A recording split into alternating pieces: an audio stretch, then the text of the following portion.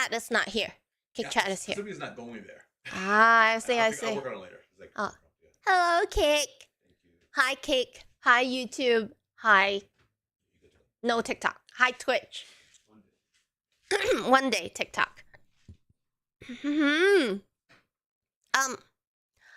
Spy Hunter. Hello. What kind of shit we talking about? Shit in life. Shit in life. Both physical, figurative, and literary. Love you guys. Shit turned me into an asshole. I know, Quan. You're definitely very, very assholey. Quan. Yeah, I know. I can tell the world hasn't been kind to you, and that you haven't been kind to the world either. Not one job. M does all the jobs. Miyu just sit and yap. Hey, can you not repeat what I say every stream? I do say that. I do say that. And eat hot chips. Which reminds me, I should go get my hot chip. I should go eat my hot chip. My hot chip, I just finished it. No, but today we got important things to do. We gotta dissect my my psychiatric evaluation. We gotta continue doing that because it is essential. I'm gonna try to help my family navigate their neurodivergence because obviously I got it from them. Poohaman! Holy ass wow. Poohaman, hello! Hi! Hello. How are you? How are you, Pooh? Why you say holy ass? I'm not even showing any ass right now. Hey. So, for those of you who are here, I miss y'all. I love y'all. And those on YouTube and those on Twitch and those on our new Kick platform, thank you for coming in. And he can't hear you because of ass. Ad, because of ass. Sorry. Maybe. I was curious what your pen name for your books is, if you can tell. Oh, Beatnu, you don't know my pen name? My pen name is Les Lim. So you can find my book. It's called The Crystal Ribbon.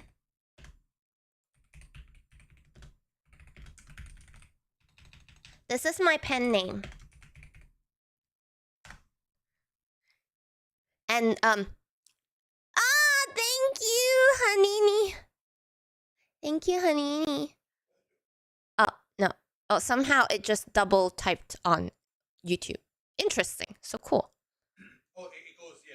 You type it with there, it'll go to all platforms. Oh, so cool. Quan! Nice ad block. Shut up! Stop using ad blocks!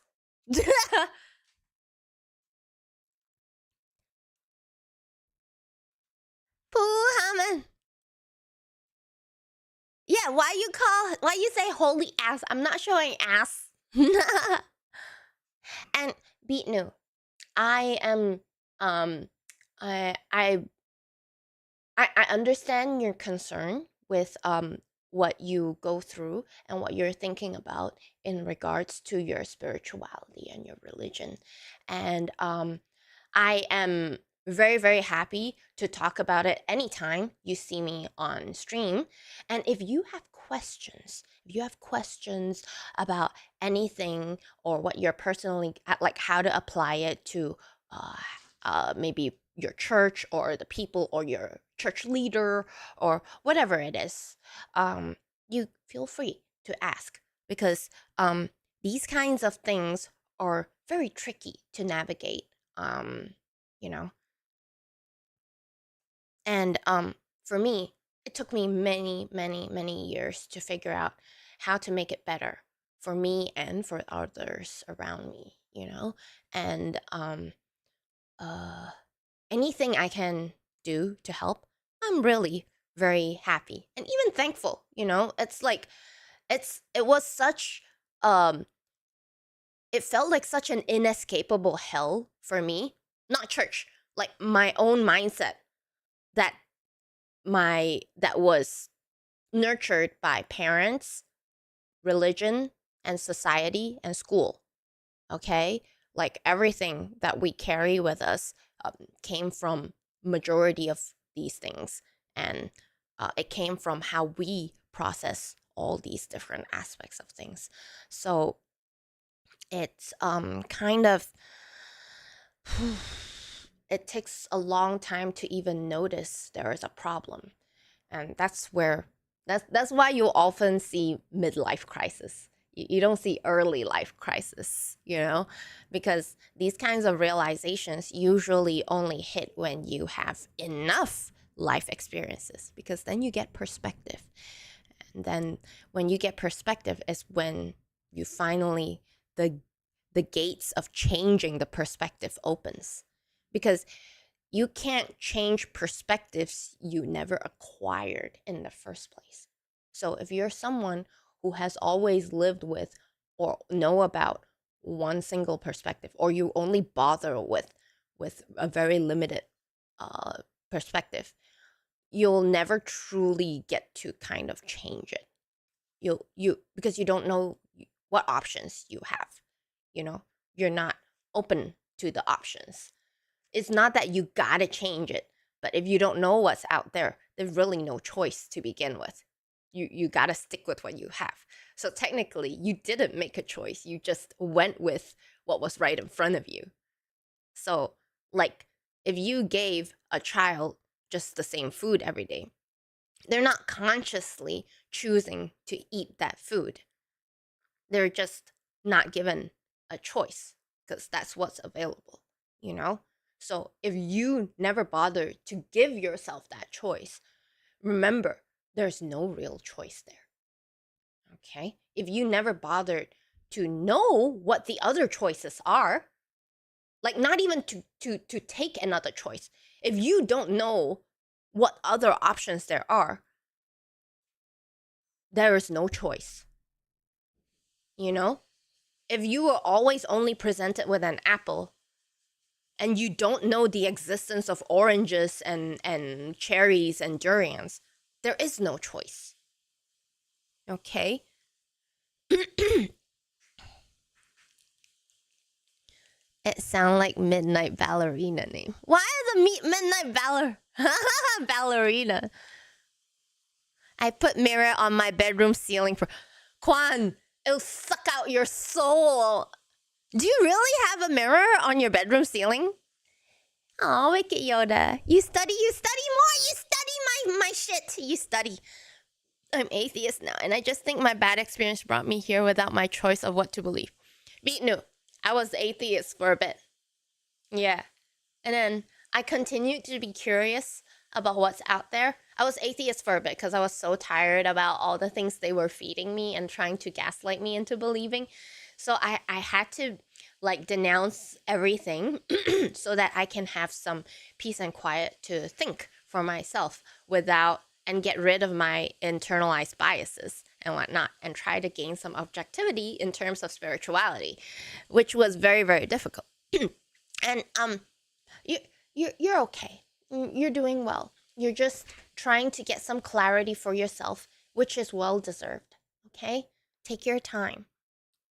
I'm agnostic now. Like, I don't denounce any particular god, but I don't subscribe to any particular god, or I won't center my life around the rules and lifestyles of any particular god or system of belief. Yeah. I will not be a follower to any system of spirituality. I will not. I have my own, and I'm happy with that. But I am not I'm open to everything existing at once, because I don't think it's contradictory. People think it is contradicting because they've been a lot of people been duped by texts, and I don't blame them. They don't got the when people hold a book, they think it's truth, but to someone who writes books, you're like, you're just reading something that's printed and taking it for like absolutism. Like, because I write books, I create books. So it's like, I don't have this natural blind trust toward printed material.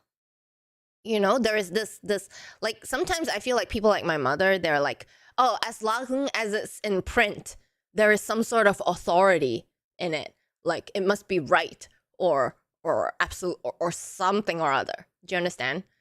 But because I have been lucky enough to be who I am and have the profession I have, I was lucky enough to gain to have an objective perspective forced on me by literary standards. So, in becoming an expert in literature, I was inevitably equipped with the techniques and skills to take apart the entire fucking Bible, the Quran, the all the other stuff. So, and because I am not easily gaslit by words, I was able to do reverse engineering on reverse word engineering on a lot of the things the Holy Scriptures try to teach, and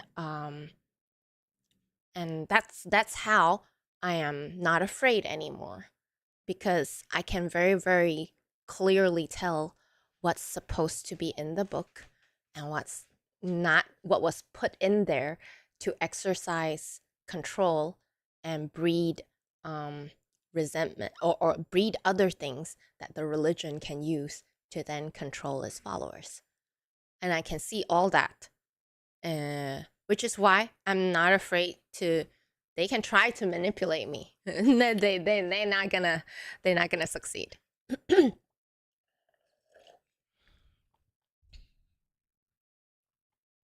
To me, it's not helping at all, because I believe, as you say, the God. But if you think otherwise, it's okay to feel it. I don't care.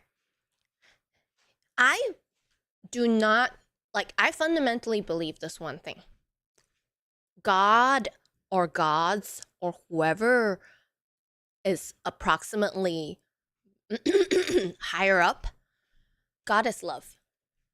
If you want to be benevolent, you have to represent love. There's no other way around it. I'm not absolute in my views a lot. You won't see me being like, oh, there's no other way around this. Yeah, you won't see me say this a lot in any of my streams or any of my teachings or my thoughts, right? But this is one thing. If there is a higher power, it gotta come from love. If we wanna, like, ascribe to it, like we wanna, like, give it respect or follow or whatever, follow its teachings or whatever it is, it gotta come from love. Ain't nothing that tell you to hate a fellow human being or to be scared of a fellow human being is meant to is meant to be good for you. Yeah. Anything that creates unnecessary fear. Remember, fear is supposed to protect you from legitimate harm. Like you're gonna get hurt or killed, you know?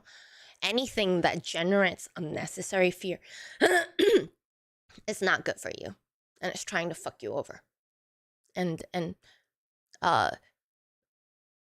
if you want an easy, like, navigating to that is why so many parts of the Holy Scriptures are actually problematic, because they subconsciously teach a lot of things that make people hate each other.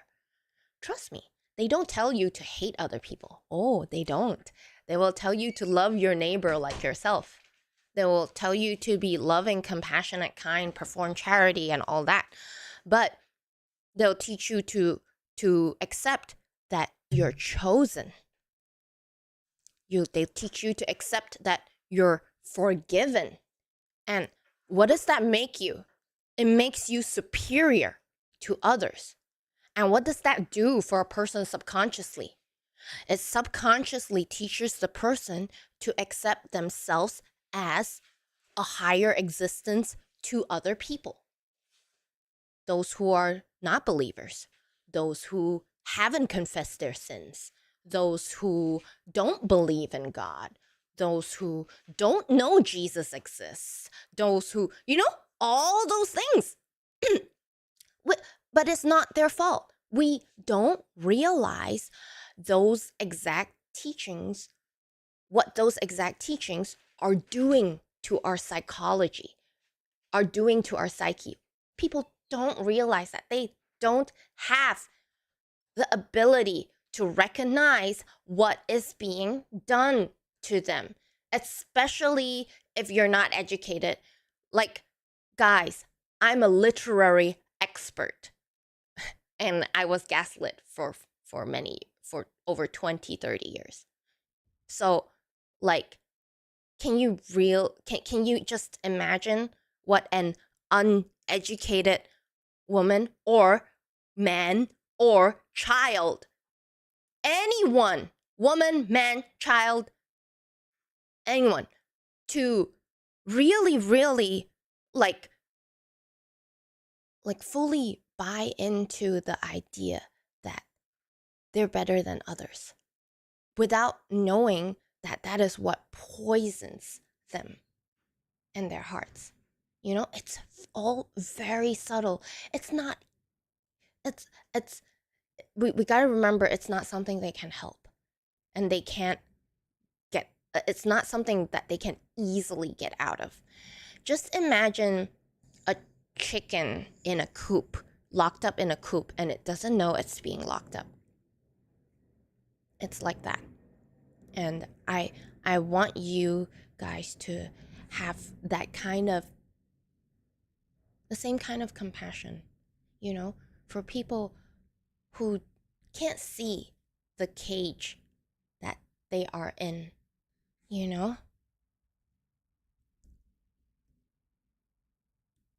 I particularly dislike the so-called Christianity in the US government right now.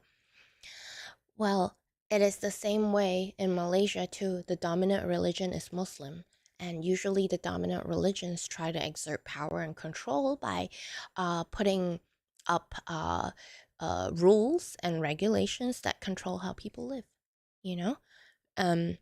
Hi, Empire of Alchemy and all the unworthy ghost in the fucking latte. You are worthy. All of you are worthy. We all have inherent value, okay? You all are so worthy and valuable to me. Like, why do I sit here? Because I want to be listened to. And just knowing that people find my insights helpful and my advice uplifting, that's my reward. That's really my reward. There is breeding. We can say it now. We wouldn't be in here without the touch of mind of some mind over us. Puhaman! You've never been Catholic. Oh, you went to Catholic school, but you've never been Catholic. I was Methodist for a long time. Methodist. I'm not mad at the people anymore. And that's enough. You don't gotta love what they do. You don't gotta approve of their lifestyle. You don't gotta think they're right. You don't gotta think they're good, great, or anything, people. You just gotta see them as they can't help it. Remember what Jesus said? God, forgive them, for they do not know what they are doing. They can't help it. And that's most of humanity. They're just on survival mode. They don't know what they're doing. They come off as assholes without meaning to be assholes. I mean, nobody in this world thinks they're an asshole and wants to be an asshole. They just end up being an asshole or doing asshole things because they can't help who they are. They haven't grown out of their triggers. They haven't addressed their trauma. So people who, let me tell you this one thing, clip it. People who refuse to face the worst parts of themselves will force the people they live with to organize their lives around everything they do not want to face in themselves. You will make the people around you organize their lives and feelings around what you refuse to face in you, what you refuse to address, and what you refuse to change and improve. Everything you ignore in you, you cannot help making those around you accommodate for it in big and small ways. That's the curse you will live with if you keep running away from yourself.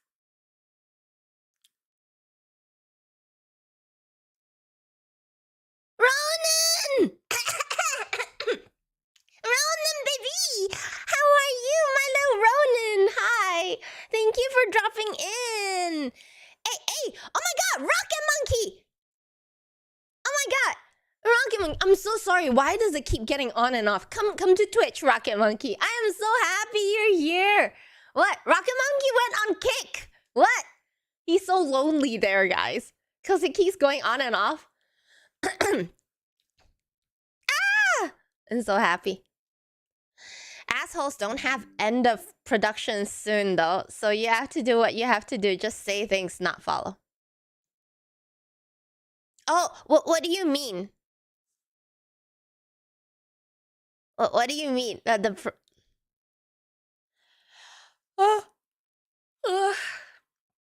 Okay, so guys. Yeah.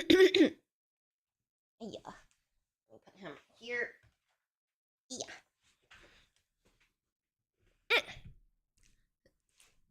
I wanted to go through my psych evaluation with everyone. If that's okay. Like, if you still have questions, you can always ask. Because today I wanted to talk about my psych evaluation, but I will go back to talking about things that help you improve your lives very soon. It's just there's been a lot to process on my report, and I kind of am still like I kind of want to use you guys to help me process a few things. So I hope you don't mind, and I'm sure you will appreciate it to a certain extent, especially if you also happen to know a few neurodivergents in your life.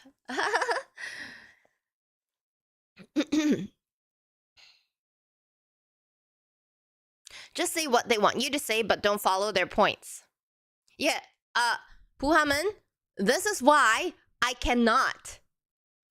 Honestly, this is why I cannot work in corporate, and I am not good in like team projects. That's exactly why. Because like when there's too many egos in like a project, I get really frustrated because like people be trying to outdo each other in all sorts of toxic ways. I mean, if they're nice, then that's another story. I mean, I love working together with nice. I love collabs. You guys know me. I love collabs. But it's just there's like so many people who are a nightmare to work with that I'm like, I would rather not risk it. I would rather not risk my mental health because I have very shaky mental health. I'm just preserving myself, man. Excuse me. Ronan, you good?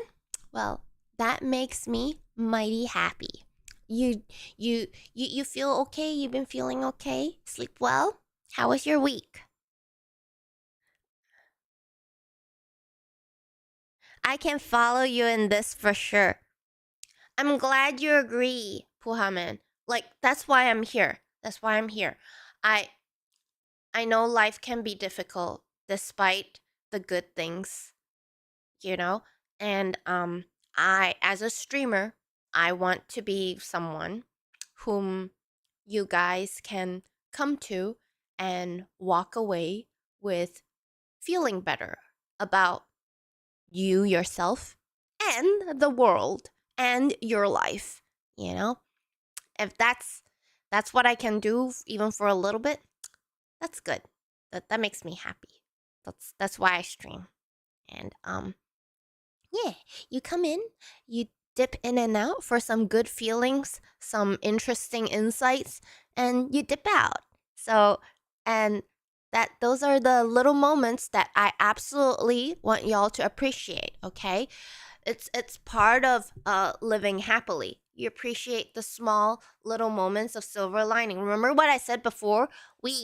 Life sucks, right? We are each other's silver linings, okay? So all of you in chat, all across my different platforms, each of you are a little thread of silver. I want to imagine you guys as a little thread of silver lining in my life. All y'all make me happy. Every lurker, every subber, every chatter, just everyone, okay? And me too. I want you to imagine me as a little single thread of silver lining in your life, okay? And you come back for that silver lining once in a while. It's what keeps us going. And appreciating it is what keeps us going. Remember, life sucks, but life may suck. But the silver linings do matter. And let me tell you, if life doesn't suck, you won't appreciate them silver linings. Imagine the silver lining is an entire tapestry. Wow, you have an entire silver tapestry of silver linings. All your threads became one huge curtain of silver. Like it's all glowy and nice and everything now. You're not going to see those individual lines no more. Maybe you won't even appreciate the individual silver lines anymore. They're just one big bright mass of like maybe good thing, like, you know? And then what? And then what? You know, the clouds will still be there. Will it be? So like like everything gives us perspective. Like the bad things make us appreciate the little good things, the big bad things, you know? I mean, everyone can deal with the little shitty things in life. I mean, what's a broken mug? Right? What is a missed train, right? Like, we can all deal with the little, like, things that make us frustrated, unhappy. It's the big things that really get us down, you know? It's the big, big things. And, like, I want you guys to remember all your silver linings, you know? Oh, Dan Cruz! Hello, Dan Cruz! Hi, I'm happy you understand and you appreciate. You're someone to talk to that's actually good. Oh, well, I am a good conversationalist.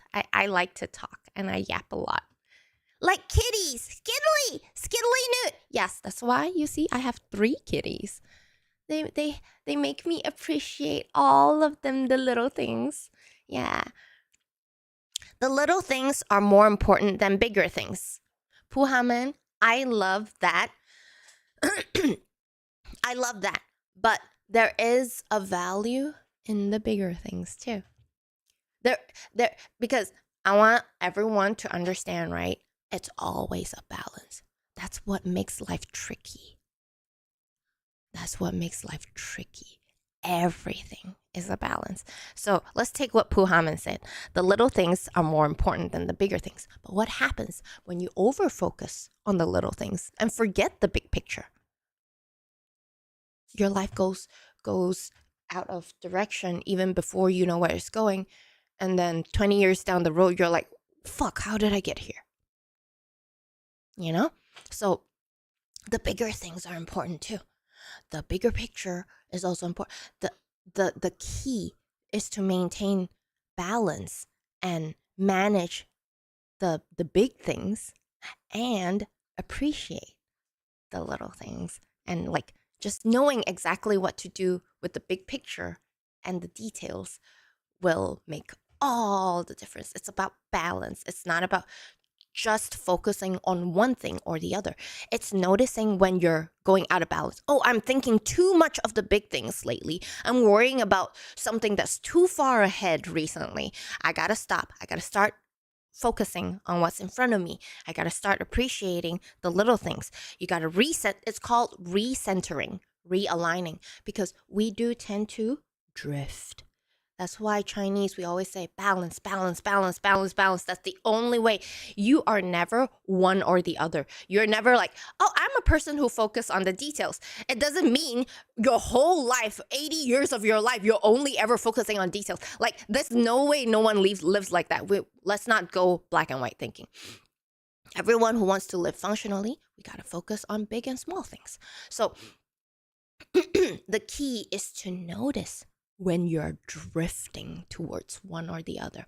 What happens when you are just focusing all on the details? When you're focusing only on what's in front of you and only focusing on the details, you lose track of the bigger picture. You go off track without really knowing that you're going off track.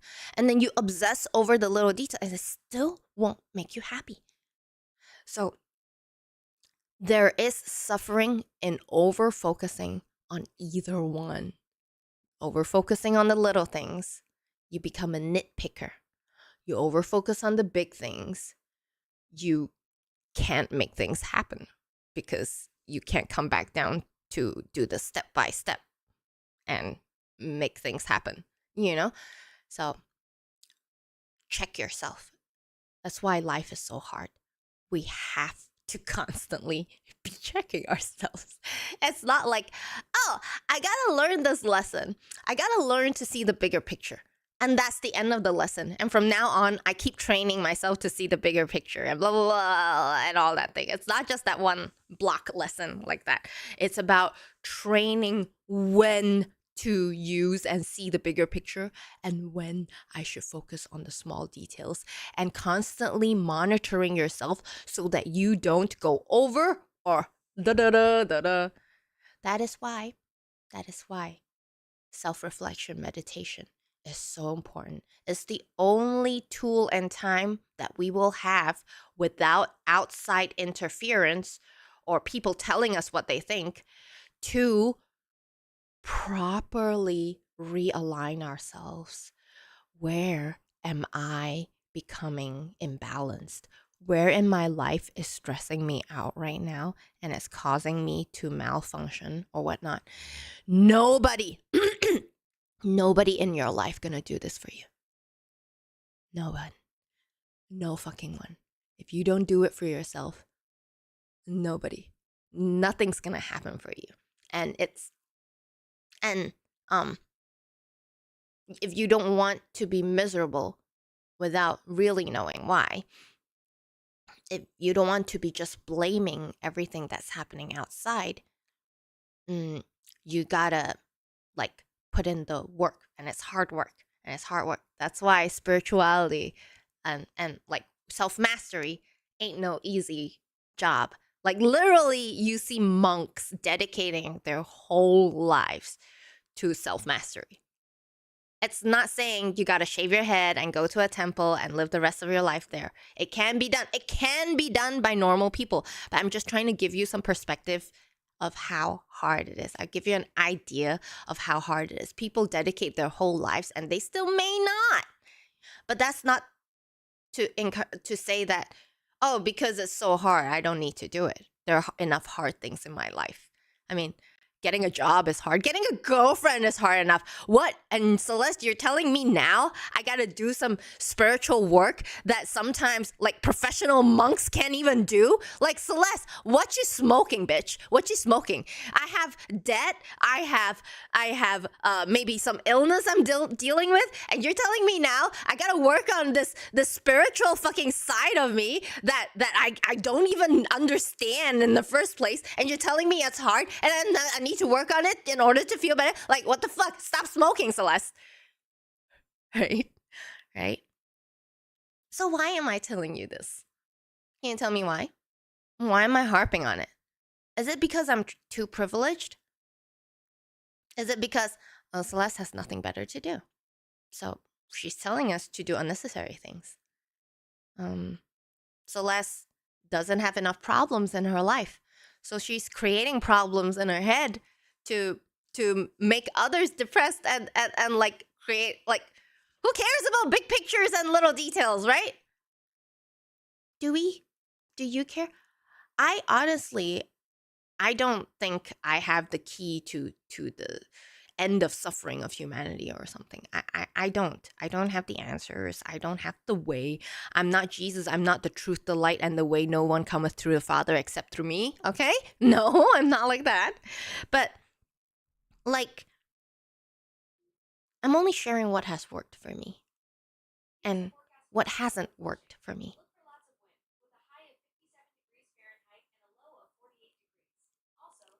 Kick promoter. Hey, I help kick streamers grow. What? Wait, what? I got an ad on Kick. What the fuck? I'm already a partner. I'm already a partner. Baby metal is part of my happiness. Yes. Find things that make you happy. Don't attach to them, but let them make you happy.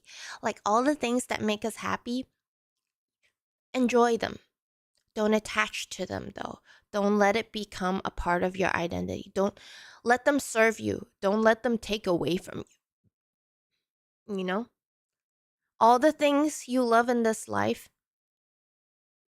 let them serve you. This not like not serve as a slave, but like don't let them control you. Don't let them control your happiness. Like be okay without them. Whatever you learn to love in this life, you got to remind yourself, I came into this world with nothing to begin with, and I survived. You came into this world not knowing the love that you have now, and you still survived. We may feel like we can't live without this particular thing that we love so much. Like, let's say a pianist who loves to play the piano and they lose their hands and they can't play anymore.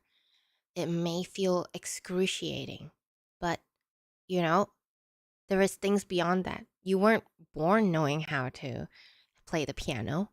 You learn to love the music. You learn to love the life of a pianist. You learn to love a lot of things about being able to play the piano. But happiness in the end is still possible outside of the things you love. You learned to love these things. You learned to love it. That means you did not have it before. And there was still happy moments before. So you got to keep that in mind. And this will equip you to be okay, not be happy to lose something you love, but be okay with eventually something happening and you lose the thing you love. It's okay. And you will be able to be like, I had a good run. I had a good run. I don't deserve to have it forever, or don't deserve to have it forever, because like we can't control these things. Like, who's stopping me from getting cancer and dying, or who's stopping me from getting into a car accident and dying tomorrow? Like what the fuck? Do you understand? So the perspective is important here. Girlfriend at the hardest, but don't even mention it. Who haven't?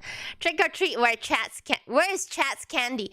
I have candy for you, and we will smoke it together. Hey, Fiji colada. Aw. I'm actually good with my life, but I just need someone to share it. That's all. Aw, I love the things you guys say. Hi, Anthony Mitchell. Hello. How are you?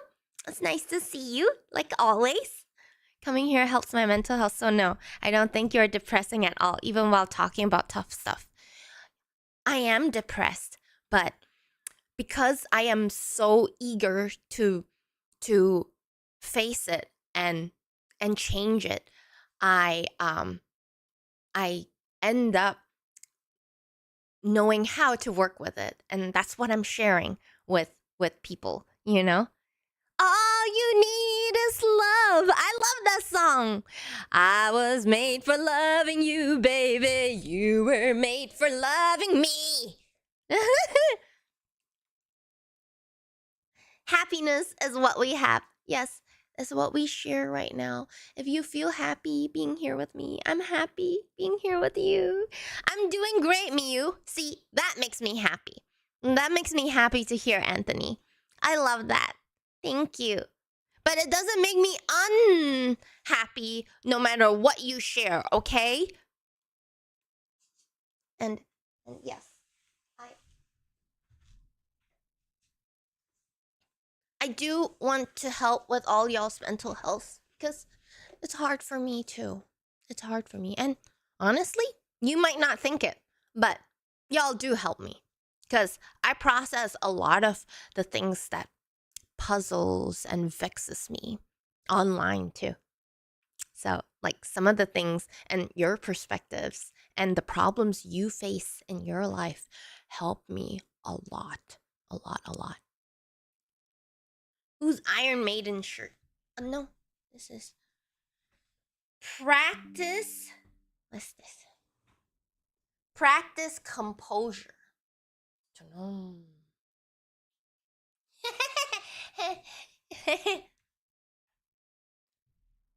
You're dressing up for Halloween tomorrow. What are you going as, Ronan? We're going to a Halloween party tomorrow too, and we're dressing up as dark elves. Rawr. I'm gonna have a blue wig.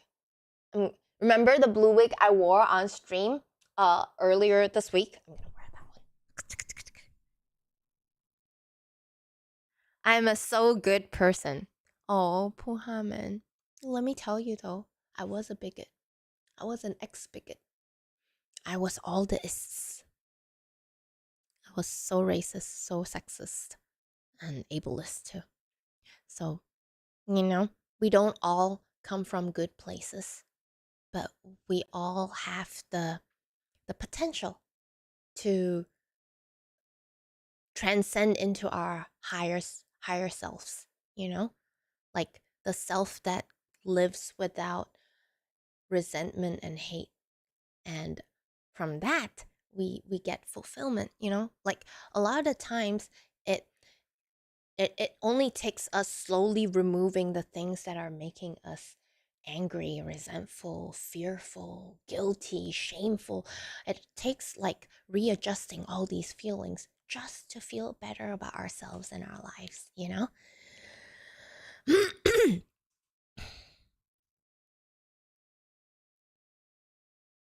the Iron Maiden shirt is on the chair. Okay. This is the autistic side of me. I just don't realize what people are talking most of the time. This one. I see. This is Emran's favorite. This is his. This is my husband knowing all the bands. Cause I don't listen to these bands. I'm very ignorant when it comes to this. So I wouldn't know. You must have had a good laugh, Dan Cruz. Haha, Danny. Shut up. Don't call me out when I'm being ignorant. Okay, I want to smoke for a little bit.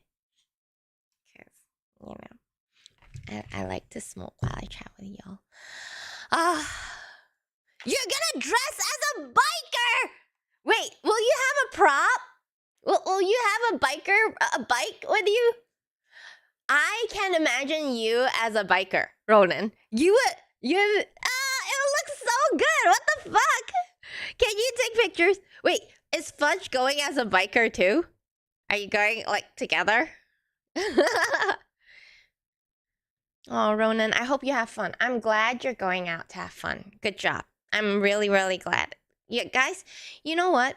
When people are going through hard times, one of the toughest things to do is to go out and have a good time. You know? Like when you're going through like a shitty period in your life, let's say you're dealing with people having passed away and whatnot, it is extremely difficult to go out and have a good time. So, yes, I want everyone to give Ronan here, he's been dealing with a lot this year. I want everyone to give Ronan like a clap. Ronan, good job! Go have fun. Go biking. Go dress up as your biker and have fun. Okay, we're so proud of you. It's not easy, and you go out and you have fun. Hey. Aha! And now I smoke for you as celebration. Thank you, Danny.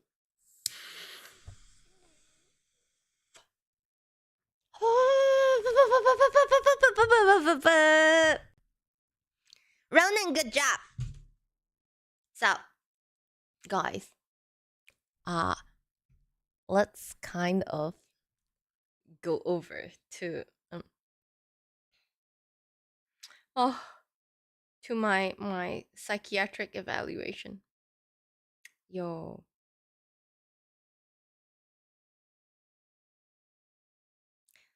The shit she wrote. No, it's so insightful. Like the psychologist. So I went to a neuropsychologist in Manhattan, and we spent a full day together. And she evaluated me comprehensively on my behavioral patterns, my cognitive capacity, my mental capacity, my behavior, my sensory sensitivities. So we spent like a full day there. And 1 month later, she came back with a report of everything, all the quizzes I answered, the interview I did, the observations she made, and even the forms that my family and Emron filled out, like the quizzes and stuff about me, and all of that together. Yeah, I know. My mother make us see dead relatives' bodies to make it real. They are dead, and that was so good, actually. 不好们, that's good. But with passing away, with death, everyone deals with it differently. Some people, it is very lethargic for them to be able to see their family member at rest. You know, it can be very liberating and lethargic. It's part of the grieving process.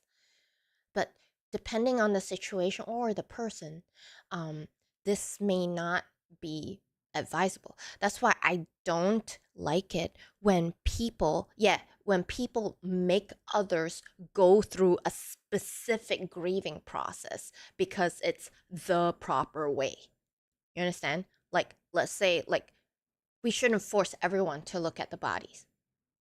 Because I know people who, if they force themselves to see it, they're gonna have trauma. They're gonna have, like, they're not weak for having, like, not being able to sleep or having days of nightmares afterwards. Like, it's not about them disrespecting or being self-centered about what they're going through instead of like paying the respect. The person's dead. They're not like gonna, like, it's not gonna do anything. And it doesn't help you grieve if they look at the corpse. Like, people, if they're grieving, you have to they're already traumatized. You cannot traumatize them more by telling them that they're not grieving the right fucking way. Because there is no right way to grieve. There is no right way to grieve. And there is no right way to grieve a dead person. There is no right way to grieve a breakup. There is no right way to grieve a divorce. There is, like, you get divorced. Some people go like, oh, in 1 year he found someone new. Why not? Oh my God, his wife has been dead for 10 years and he still can't find someone else. So fucking what? So fucking what? If I never get over someone, or if I get over them in 2 weeks. It's my process. Like, you got no right to judge. Like, if you're judging something difficult I'm going through, like, you have some problems. Like, I like, let's say my wife dies, and then in like 2 weeks I'm going out for a fun night, and then you judge me. Like, what if I've been wanting to die for like 2 weeks, and then that just one night someone dragged me out to have some fun, and then in your eyes I look like I'm already having fun after 2 weeks of my wife being dead. Like, what the fucking fuck? Like, you don't know what people are going through. You don't know. Let them grieve their own fucking way. If they don't want to look at the corpse, don't look at the corpse. If it works for you, you absolutely do it. Don't let anyone tell you you can't look at the corpse. Don't. Because you need that closure for yourself. It's highly, highly personal. Highly. So we gotta, yeah.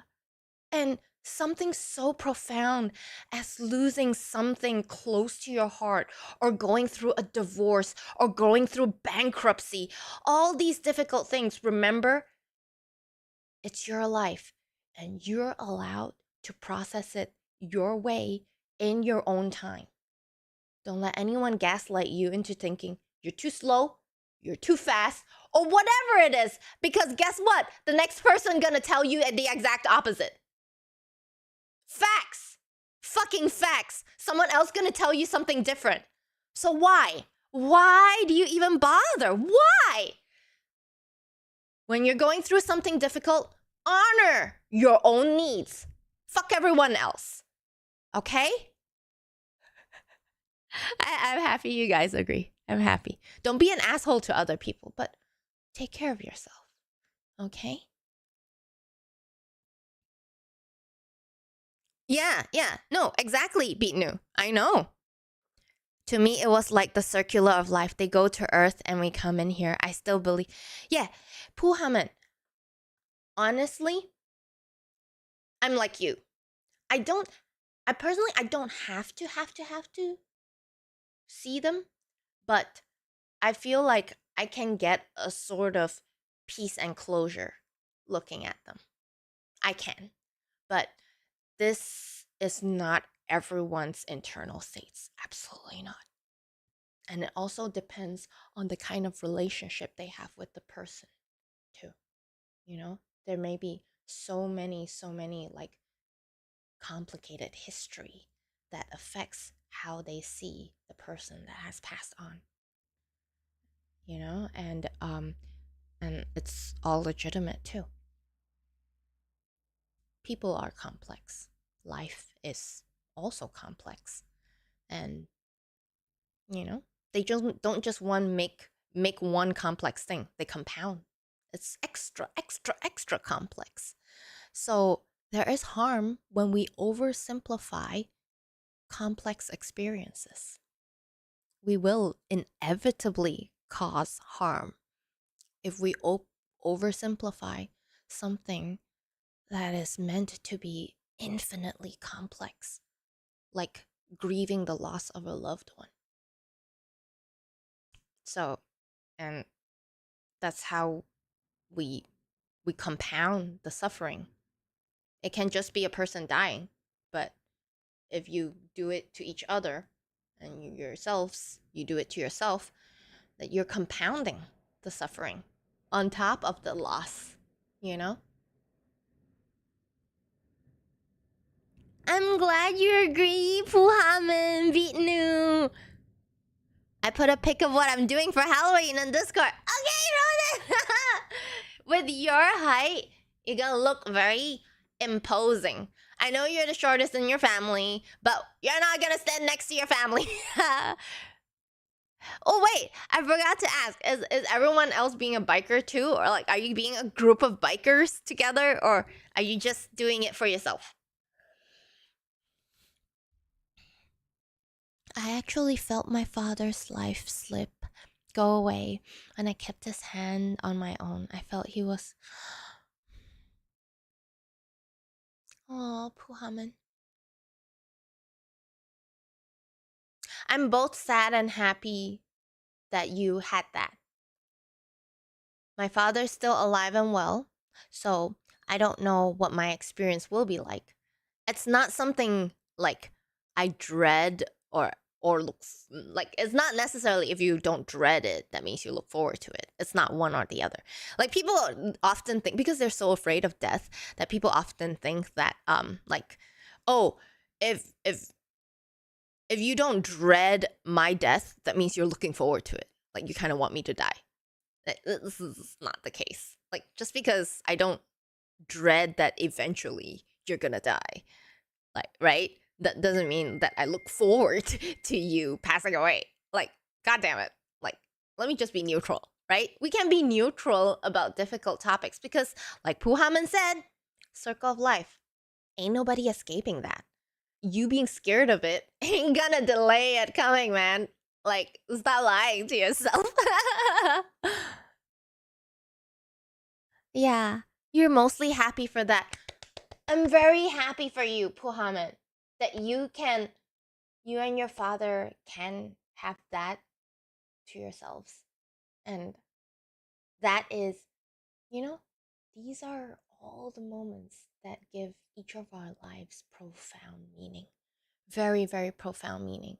And I'm very, very happy for you, Puhaman. But that's bad thing to happen though. Well, a death isn't like something enjoyable at all. It's always like a bad feeling when we lose people. Yeah.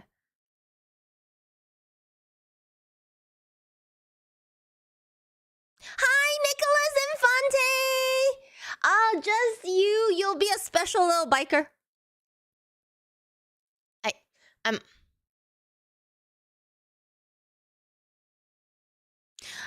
So you used to fight a lot, and before he moved on, he passed away. You guys kind of fixed it.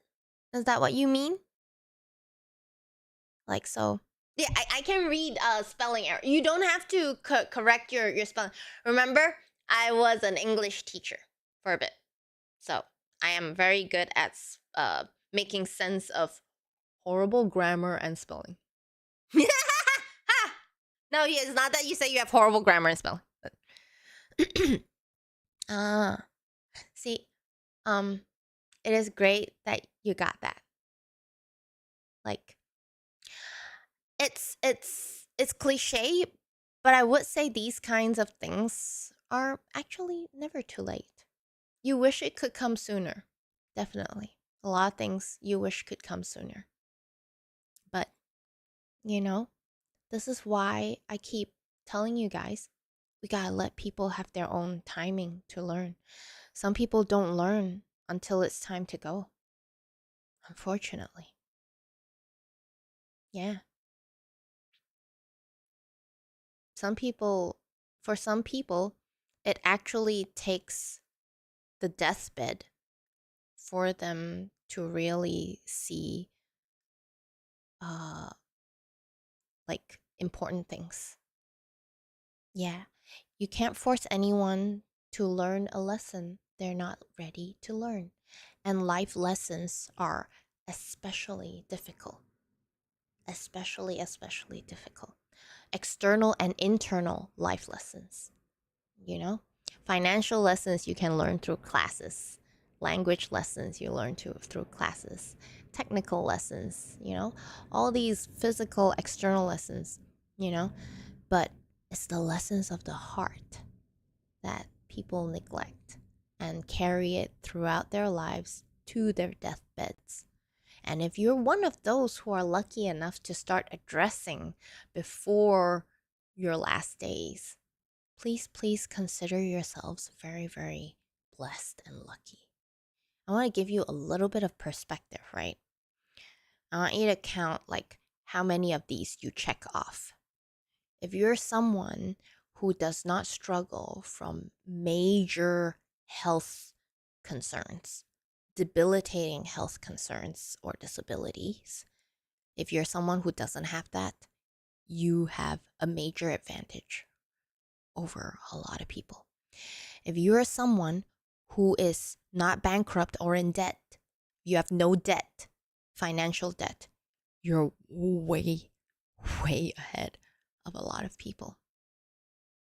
If you're someone who is not tied in to a very toxic, any kind of toxic relationship that you can't escape, any relationship, not romantic, uh, not just romantic, parents, siblings, business partners, and bosses, employees, staff, uh, uh, children, ex-wives, crazy ex-boyfriend, stalkers.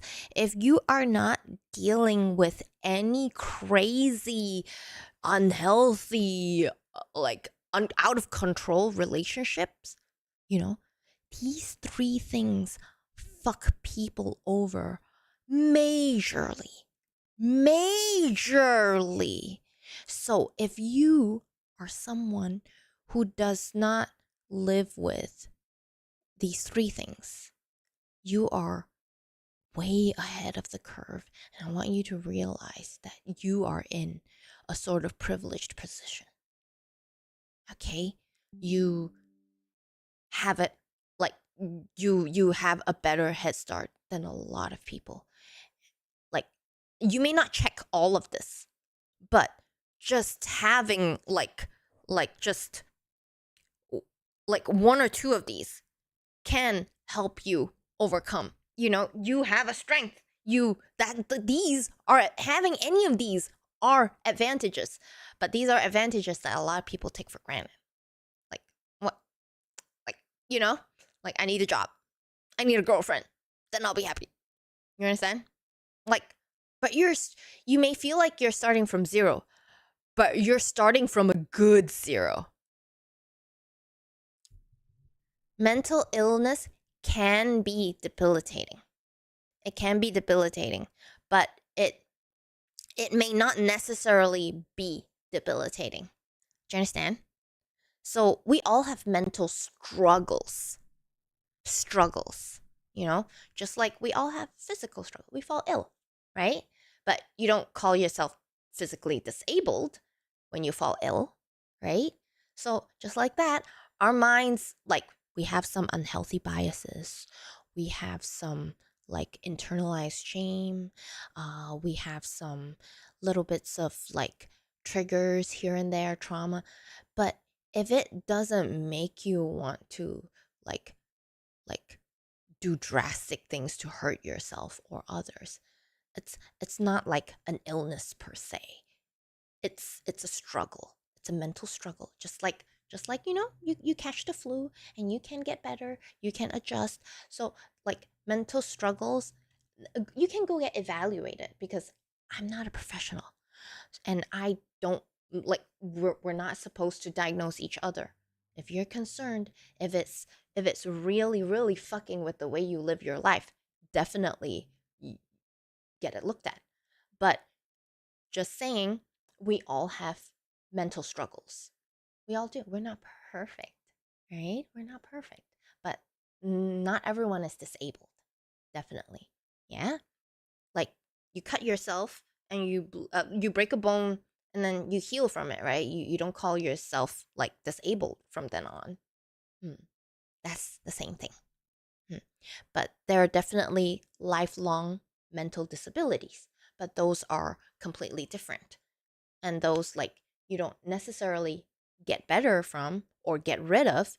You learn to live with them, and you learn techniques to work around them. So those are different from working through a struggle and getting rid of unhealthy mindsets and biases and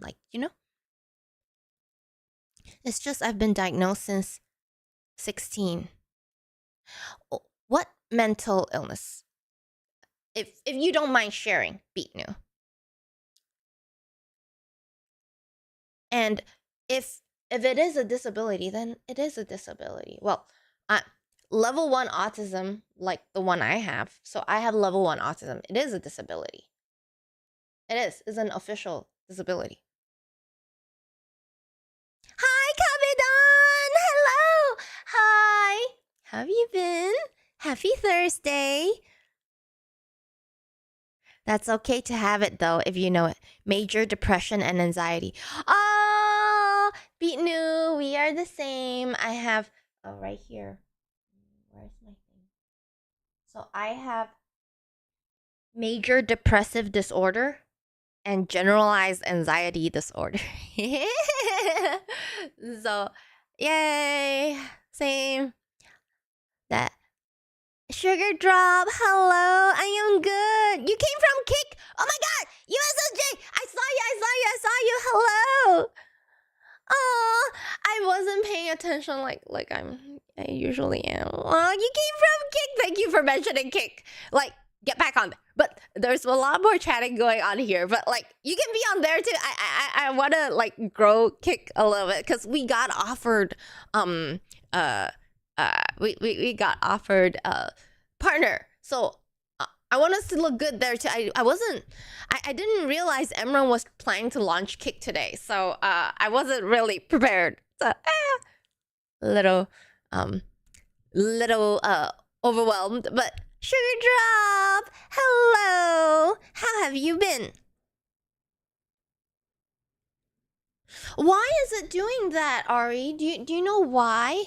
It's so like unstable. What's KCIP? Yes, just Jay. It's nice to see you. It's mostly off. I see it's like mostly off.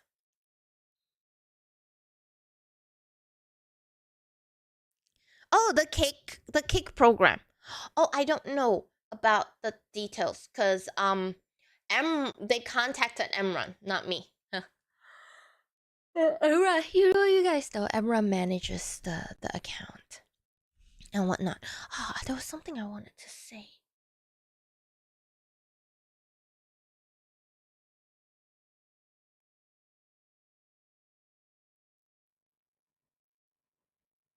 Beatnu.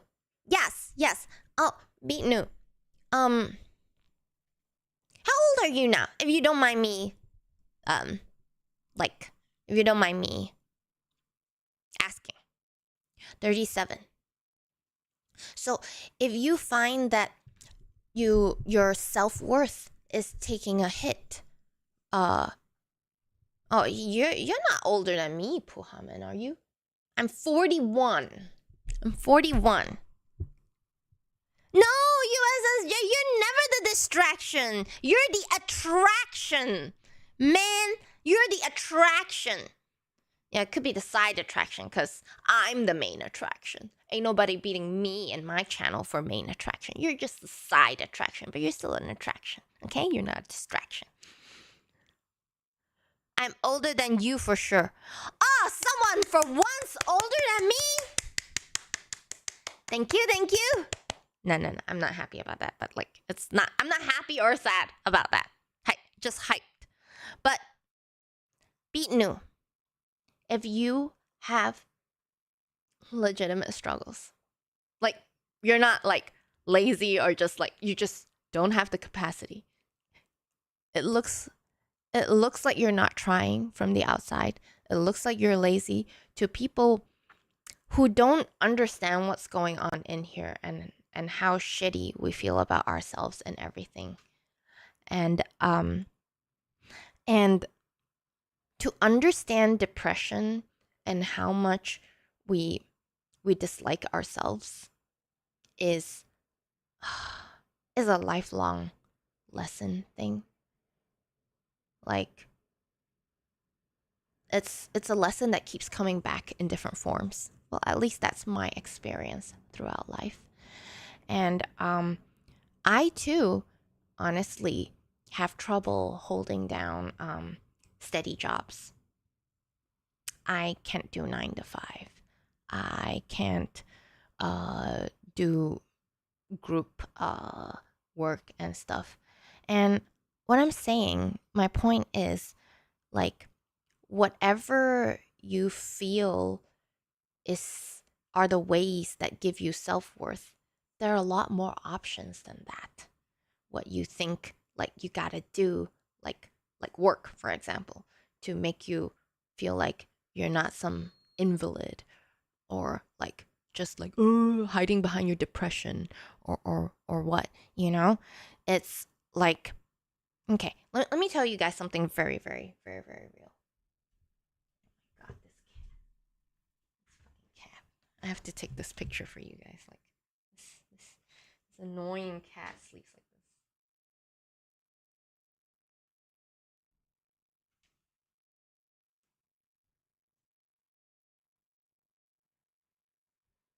Look at this. Look at this annoying cat. Wait, look at how he sleeps.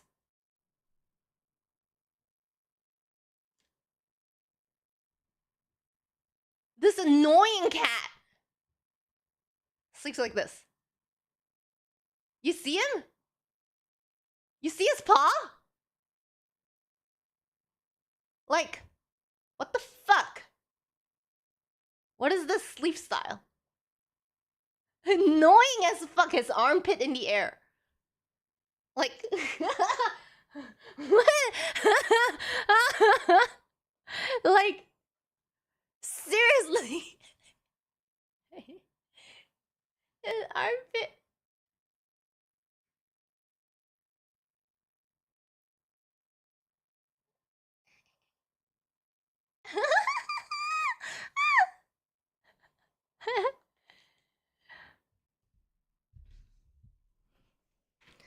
And he's still like 16 years old. I feel like I'm 16 years old. I can do all steady CrossFit to those who take people to work. Don't want me anymore. What? It's just I want to progress, not stay ill. Well, Beat New, you are progressing though. You have always been progressing. We're learning the same lesson, but the next chapter, the next chapter, the next chapter. You know? It's like, the thing is, I thought depression was something you get better from. I was kind of wrong. And that was what, like, had it stay. Because I didn't know how to work with it. Because technically, the goal isn't to get rid of it. The depression or anxiety. It's not to keep it here. It's not like actively keep it here. But to change your relationship with the depression and the anxiety. That's how you slowly gain control over it, and then slowly their voices and power over you become less and less and less and less. Like, it's not about like getting rid of it. It's like, imagine them as like, remember I always say you're the CEO and they're the staff. You're not firing them. You can't live without like being sad, because the base mood is anxiety. The base mood is like concern, worry, and the other one is sadness. Because for anxiety, the base mood is fear. You can't get rid of fear. And for depression, the base mood, the base emotion is sadness. You can't get rid of sadness. Depression is sadness malfunctioning, sadness trying to overstep their boundaries, sadness going beyond their job description. You know, all these feelings that we have trouble with they're all part of us. They all stem from the deepest parts of ourselves that we can never get rid of. Can you stop being sad? Can you, like, it's an emotion. You can't get rid of emotions. But how do we change our relationship with that emotion, right? So they're like the staff. So don't fire them, because you can't fire them. They're essential. They're the department heads. They're department heads. So don't fire your department heads, but don't let them don't let them piss on your head. You have a little bit of piss in your office either. Because they will try to run the show. Remember, staff not on your side. It's always employers against employees. If you're the CEO, they work for you. And that's what all emotions are. That's the purpose of all emotions. They're here to serve us. All of them serve a very specific function that balances our lives. Anger is meant to protect us. If anger doesn't kick in, you get taken advantage of. You get bullied. You get harmed. Anger is meant to protect. But anger can malfunction. Anger is one of the emotions that loves to overstep their boundaries. Anger is one of the emotions that love to go beyond their job description. They love doing that. So that's the one you usually gotta deal with. He's always trying to go past the CEO because he's impatient. He's always like, let's hit the subscribe button. Let's hit the execute button. Execute. He just wants to submit the report and execute the button. But like, if there's no CEO there, it's just gonna go through. The execution button is just gonna get hit. But if there's a CEO there, that changes things.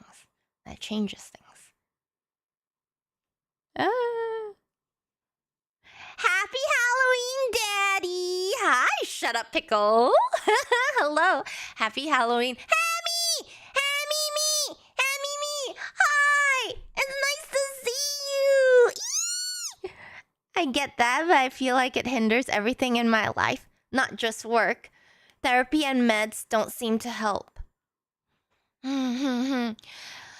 We'll slowly work through. It's a very difficult lesson, and patience with yourself. That's a long lesson. And true, HR doesn't work for you. Only the yes, they not on your side. And let me tell you, they love covering for each other. Like Reach Reynolds followed. Thank you for the follow. Let me tell you, Hammy. These motherfuckers, staff, head of departments, all our emotions, they love to cover for each other. None of them on your side, okay? If they can get somebody else to submit their reports, they will, okay? I'm doing, yes, balance is key. It's not that you can't trust your emotions. You can't trust them immediately, okay? You cannot trust them immediately. Remember, they are your staff.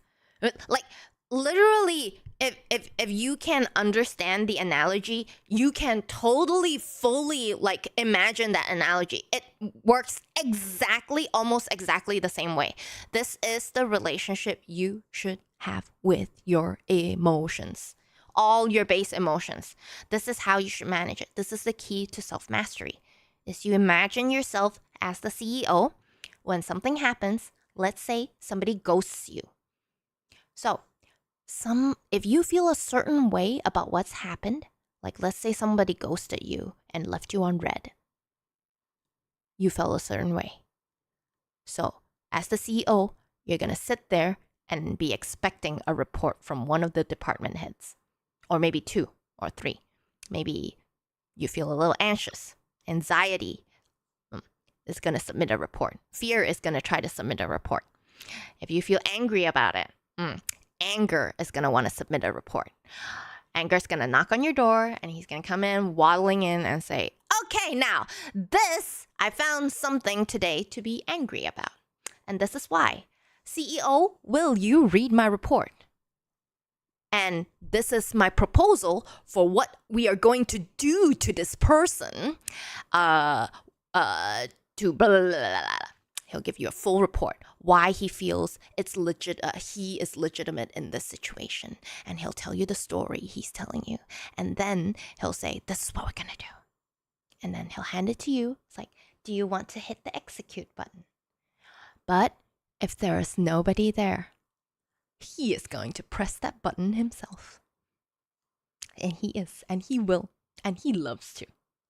Okay? He loves to do it. Okay. But if you are there what do? You question. You ask. So, what is really going on? Why do you feel you're relevant? And give me more context. And you try to dig until you find out if he's covering for someone else. Because they keep remembering that they love doing that. They love covering for each other. Because ultimately, there are emotions that are more like eager to show themselves, and there are emotions that are very sneaky. They don't like to be in the spotlight. They are introverts. So you have introvert staff and extrovert staff. You need to know. And the introverts, they know you don't like to hear from them, especially those that you don't like to hear from.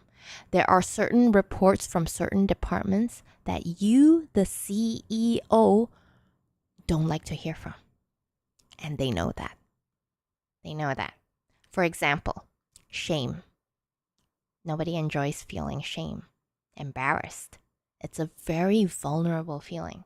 So they know the CEO don't like it when they submit their reports. Or jealousy. Oh, lust. Oh, sadness. Sadness is also sometimes people don't want to feel sad. You know?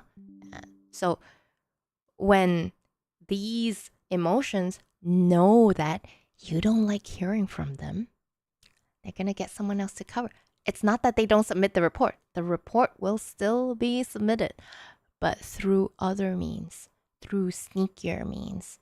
And if you don't question, if you don't try to find out, it goes right past. They're going to be like, shame is going to be like, okay, so I think I'm relevant in this case. I'm definitely relevant. I'm the main source of the report. But I don't think our CEO, I don't think Celeste likes to hear from me. So anger, I'm going to buy you lunch.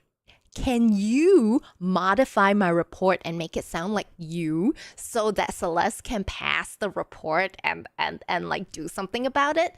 I don't want her hearing from me. I'll buy you lunch. Can you submit my report for me? What do you think? What do you think anger gonna say? What do you think anger gonna say? Anger gonna be like, yeah, I love an extra lunch. I love a free lunch. And I love going to the principal's office. I mean, the CEO's office. Yeah, sure. I'll do it for you. I love going. Free lunch. Anything for free lunch. Yeah. Anger gonna stroll right into your office and pretend he's the problem. You know? And if you don't ask, you'll never know. Hey, Boston Tom, hello. Hi, how are you, my little Boston Tom? By the way, as a legal treatment, I'm not literal. What?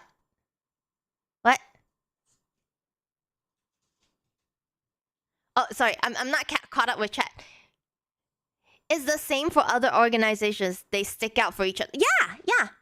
That's the same way. It's amazing, right? How it's so similar to like an actual organization, right? It's so weird. I think it's one of the best analogies ever, if I do say so myself. I like it. Like, guys, can you believe I didn't learn this anywhere? This is like my own fucking idea. Maybe I was inspired a little bit by Inside Out, but like seriously, I came up with this my fucking self. So it's like, it's so apt, but because I've worked in like corporate before, I was able to like, do like a little like bridging. No, baby. Yeah, being able to feel sad is good. If we didn't have that, people might complain they don't feel it. Dan Cruz, sadness is one of the most important feelings because it is the only feeling that connects us to empathy and compassion. So sadness is very, very important for humanity. It connects us to the part that is the most human because it gives us access to love, sadness. Yes. So ghosting sucks and is immature. It is, but it's always about the story we tell ourselves. Because what if ghosting is not that you're too boring, but it's because they're not ready for one thing or another, you know? Like, we should learn to see it as like it's not everybody else is the problem, but sometimes we're not the problem, you know? Sometimes we're not the reason why others like didn't choose us, you know, didn't end up choosing us. Like most of the time it's not really that, you know?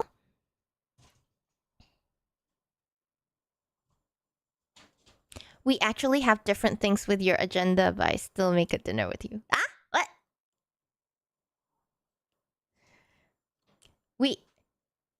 Where do ideas and creation come from? Ideas? I don't know. I think ideas comes from connecting like different like points. Yeah, ideas could be generated from connecting dots. It could be generated from boredom. Boredom, Dan Cruz, if I'm surprised I have the specific answer to this. Boredom is one of the biggest well springs and sources for original ideas and innovative creations. Boredom. I was saying I have been doing ketamine infusion now as like a near last option to help with my. Oh, beet new. That actually has been shown to help. And beet new, you're doing it right by addressing it from multiple points of view. Because I hope you don't feel like therapy is pointless, or like even what you're doing here with us is a form of therapy. If you're not connecting to your therapist, you should absolutely find someone whom you connect more with. So, like, I know what must feel horrible to you, that like you have more limited capacity because of your mental health struggles to produce, you know, value or things you see as valuable. I want all of you to know now, those who are listening, I want you to listen to this. This is something I wrote a long time ago.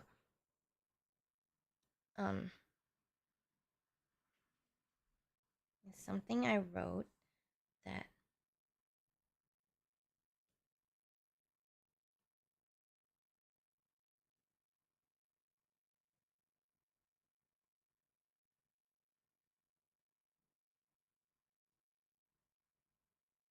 okay. So like I yeah, it is hard, Beatnu. Look, like having depression is one of the most difficult things to deal with, because from the outside it looks like nothing. So to a lot of people it looks like we're not trying, and it feels a lot of the time like it's hard for us to like ourselves, you know? It comes from like we feel like the world in many ways could be a better place without us, or is okay at the very least without us. And you know, that may be true. And I can, you know, I can like sometimes say that, like I do feel like the world is okay if I suddenly will be okay if I suddenly like just poof disappear.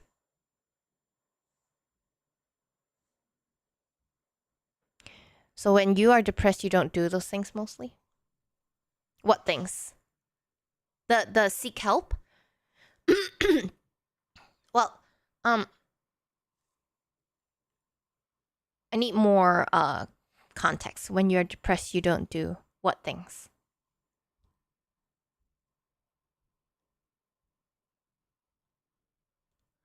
Going. Yeah, a lot of depression comes from a long chronic belief that you have less worth than others. Yeah. It's it's not about you having nothing. It's you always feel like you are less than. Yeah, it's going to get better because I want you to understand this, Beatnu. If you feel like there is no value in who you are or in your life, that is not true. Because let me tell you what's the truth. There is inherent value in every living thing. Our value as a living being, a flower, a dog, an ant, a person who is comatose, a person who is a CEO of the biggest company in the world, a flower that blooms, a flower that never gets to bloom, a bee that has a biggest colony, and a bee that died on the day it was born. All living things, no matter what life you lived, has inherent value. If a bee can live its life like that without concern for its value, and if a child or someone, if I left a human in the jungle and never, like if Tarzan grew up in the jungle, it won't be concerned about the value of their life and who they are and whatnot because they're on the survival level. Yes, and that is where we come from. We have to know that first. We already have value. You being here, there is already value. You are generating value every single day. Every single day, just through existing. We are taught to attach value to the things we do, to the results we produce, to the things we achieve. There is value in those things, but those are not the only sources of value. Those values came after our being. Are you gonna say you call a baby worthless? They're not generating shit. But they're only generating shit. They generate poo poo every day and crying, and that's all they do. And you're gonna tell me they're not worth shit? They don't have inherent worth? No. So, and that's the same for you, me, no matter what age we're at. You know, I'm at the point where like, Celeste, you can lay in your bed and not do a single thing for the rest of your life, and you still have value. And I'm like trying to convince myself, hey, I gotta see that. And then I can move forward. Because if not, I'm going to want to rely on the things I do to make me feel good about myself. There's no way around it. You're either gonna feel good about yourself from the inside out, or you're gonna use the things you do and achieve to feel good about yourself. There's no way around it. So you better learn the one that's harder to learn, but comes easier. This is the lesson that is harder to learn, but comes easier eventually. Because the worth doesn't cut off. It does not stop because it's always there. And it does not depend on anything you do or don't do. And once you believe that, that's when you'll have the energy to go out and do things. Because you You know who you are. You know your value. And let me tell you, our values don't decrease when we stop producing things or stop doing things. The value you generated as a baby is still creating ripples out there somewhere. Butterfly fucking effects, okay? You could have as a 2-year-old smiled and hugged a stranger who recently lost their child, and you just turned them around and they're now a billionaire who's helping millions of children, and you hugged them when you were 2 years old and you didn't know about it. Okay, I'm just giving multiple examples that could have happened that you don't know about and you don't deserve to know about, really. We're not entitled to know how much value we have, but you have to know you do have it. And a lot of it, you don't even know you already did. And it's still generating value. You can't negate the fact that there are many, many things that started from us. Many, many good things that started from us that is still generating value even today and into the future. And the value, you may not be creating any value right now, so to speak, but what you will be generating in the future also counts. But like I'm even saying now, you have value. You come in here, you share your things. If that's not value, what is? You know what value is? Value is in our lived experiences. That is the value. Life is valuable. Life and the lived experience. And I want to read you this. I wrote this in May. No one likes to feel worthless.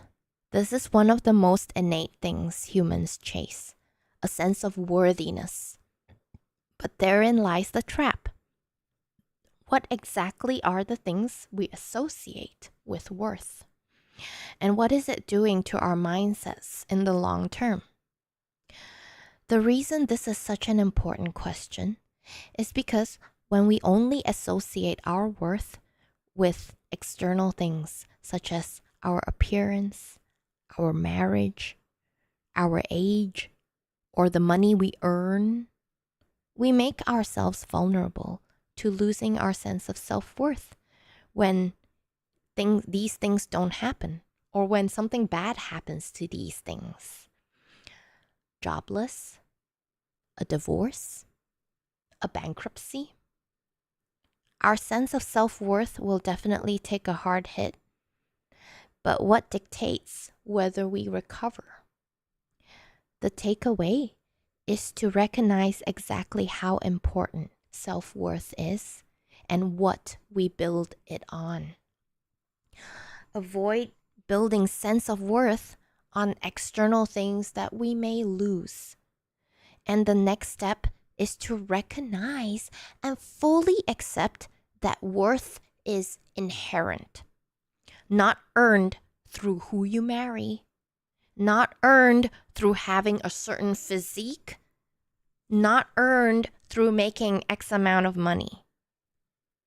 Our worth as human beings in this world is inherent in the way we consciously choose to show up every day. It is inherent in the life we live and the things we choose to do with the limited time we each have on Earth. And if that sounds too simple, it's because it really is. It is that simple. And just revel in it as long as you want, and then go forth, you know? You gotta be in a place of fullness before you move forward and conquer the world. So Bitnu, it might take you longer, it might than others and whatnot, but Yo, nobody got a right to judge your pacing. Nobody. All these lessons are like hard life lessons. People live with depression without knowing or wanting to just make others like, don't make me depressed, don't make me depressed, don't make me depressed. But you're working on yourself. You know? And that's precious. That's brave. That's strong. Strong. Okay? Think about all the people out there who are hurting each other because they don't have the capacity or ability to change or improve or face themselves, or and they just force people around them to live their lives and or accommodate their personal that's narcissistic. That's like that's self-centered, and that will fuck up your relationships, long and short term. And then it'll create more suffering without you knowing how you contributed to them. And it's always other people's faults. And you're surrounded by idiots, or you're surrounded by enemies, or you're surrounded by horrible people. Yeah. Because it's always other people's fault. They're the assholes. They're the everything. I'm not saying we're the actual assholes, but we do have more control over ourselves than we think.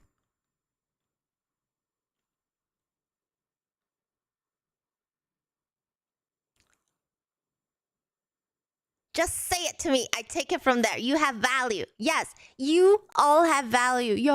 Remember, you all have value. You're all my silver linings, you know? I was taught with beliefs that one is of value if there is somebody, and I don't like that kind of mindset. Yes. Who's a somebody? Who's a nobody? Everybody is a body. Everyone has a body. You know, we're not like floating spirits. Then floating spirits are nobodies, I guess. No bodies, because they literally have no body.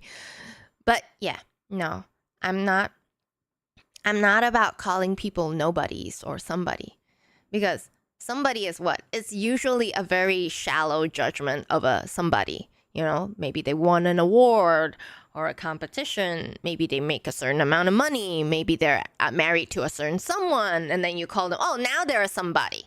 You know, it's all just like very good. Aw, Dan Cruz, I am sorry.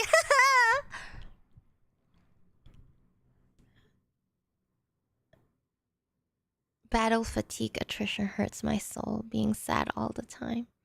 Even if I don't hate myself, it's very difficult to exist. Yeah, I'm glad, Binu, you're getting help from like the ketamine treatment. I have heard that it produces good results. Keep trying and like gauging what works for you, because definitely some of us do need a certain help and boost from chemicals. Well, look at me, I take stimulants to function. So, you know, like that's very important. Hey, oh, guys, if we have time, Binu, I hope I make you feel better. Okay, and don't worry, you don't like owe it to anyone to like get better at a certain pace or whatever. I understand that you do want to get out of that mindset. It's not fun. It isn't. I know. We are usually the ones who want to get to be free of this mindset the most. Yes.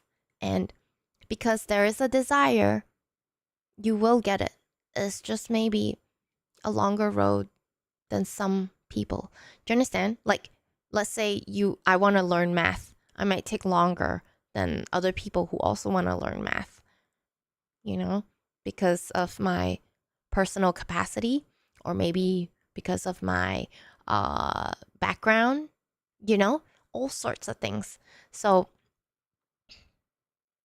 you may take a while, but there are So all those silver linings along the way that you can accumulate. You can accumulate it more and more and more and more and more. And remember, it's like a scale and it's like a balance, because like maybe earlier in your life you didn't have the chance to accumulate enough of the good things to like but you will. You will. See, Beatnu, you have this channel now and you found us and you're cultivating great stuff and you're learning great stuff. And hey, we're not the only sources of good vibes that can help you feel better and get better and better and better. We're not the only source, and you will find more. And you will. You absolutely will. And it will, not to say that shitty things aren't going to happen, but it's not as though you're going to lose things like us that easily, right?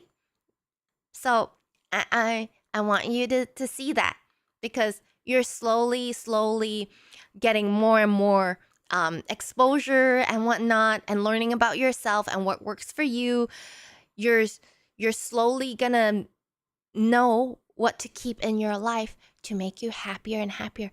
Even if the depression maybe still lingers, these can like slowly kind of, and it'll make this bearable. Like even us, like we help a little bit, we don't take it away. Just like you guys don't take away what I'm fundamentally struggling with, but y'all, you do things that for me that are irreplaceable. Irreplaceable. And I wouldn't feel as good about my life today without all y'all's presence in it, in my life. And I'm saying we're the same thing to you too, all of you. And that's why you can keep coming back, and that's what we're doing for each other. And we're not going anywhere. We'll always be this kind of positive thing for each other, so y'all can go out and slay in life despite the shitty things we each struggle with externally and internally. I'm happy, Beatnu. I'm happy. Trust me, just yesterday I was having a meltdown myself. I woke up with like pretty puffy eyes, and then I was talking to I was like helping my family solve some family drama too.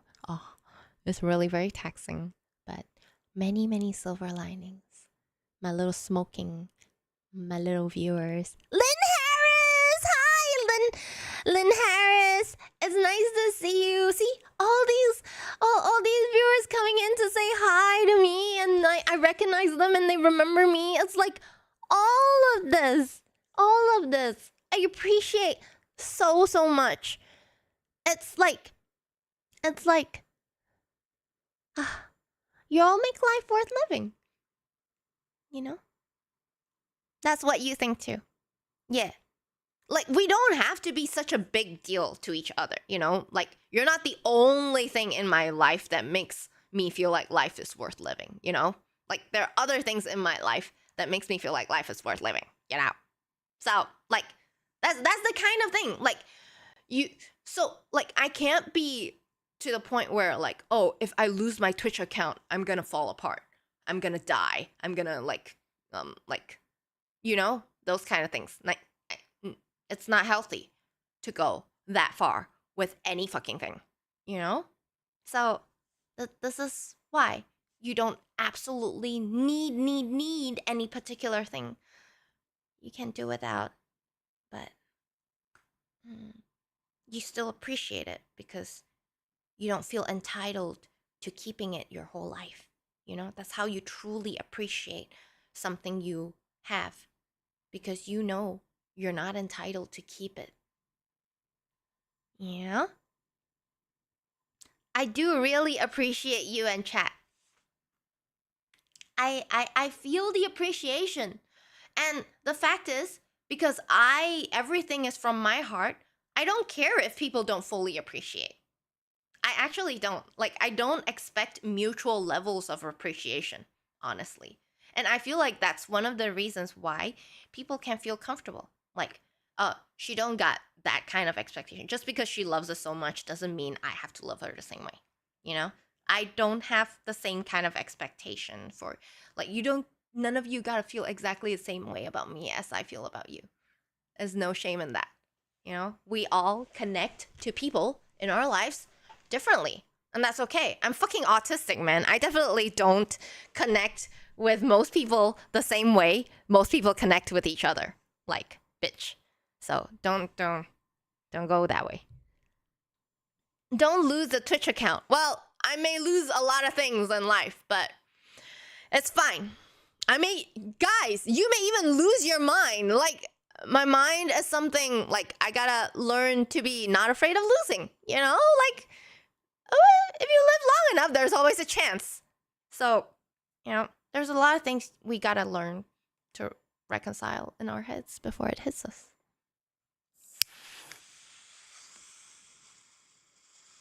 I'll lose a lot of things in this life. That's for sure. Not just a Twitch account. You know, I'll work hard to keep it. But nobody's stopping shit from happening, man. You help me so much sometimes I'm having bad thoughts. Yes, I want to help you guys every time you have bad thoughts. I'm not saying I can definitely make the bad thoughts go away, but maybe we can, like, all help you make sense of them. And because being brave enough to share bad thoughts or disturbing or uncomfortable thoughts is very, very, like, courageous. It's very brave. So I will never like shame anyone for, like, being brave enough to share something they're going through. Yeah. You have thinking what far than that? The older you lose more and more. I lose more. Let's hope I don't lose my mind. I'm losing my mind right now. Cute. Oh, thank you. It's so weird. You guys like my smile, and to think my smile used to be my biggest insecurity because I have weird teeth. Because I have, like, I never got see, I have, like, slightly protruding teeth. I never got like, my teeth fixed. It's never fixed. So I get self-conscious when I smile big. So to have you occasionally telling me you love my smile or you love when I smile, it's very healing. See, I get so much out of you guys. I do. So, like, what else can I ask? You know, what else can I expect from you? Nothing. You don't have to take my advice. You don't have to agree with me. You don't have to be on my side. I honestly don't want you to be anyone other than you. You know? Not even if you're not ready to listen to what I have to say, because honestly, probably 90% of the people in this world not ready to hear what I have to say. Lost mine once, do not recommend. Wait, what happened? What? I love your streams. You love it?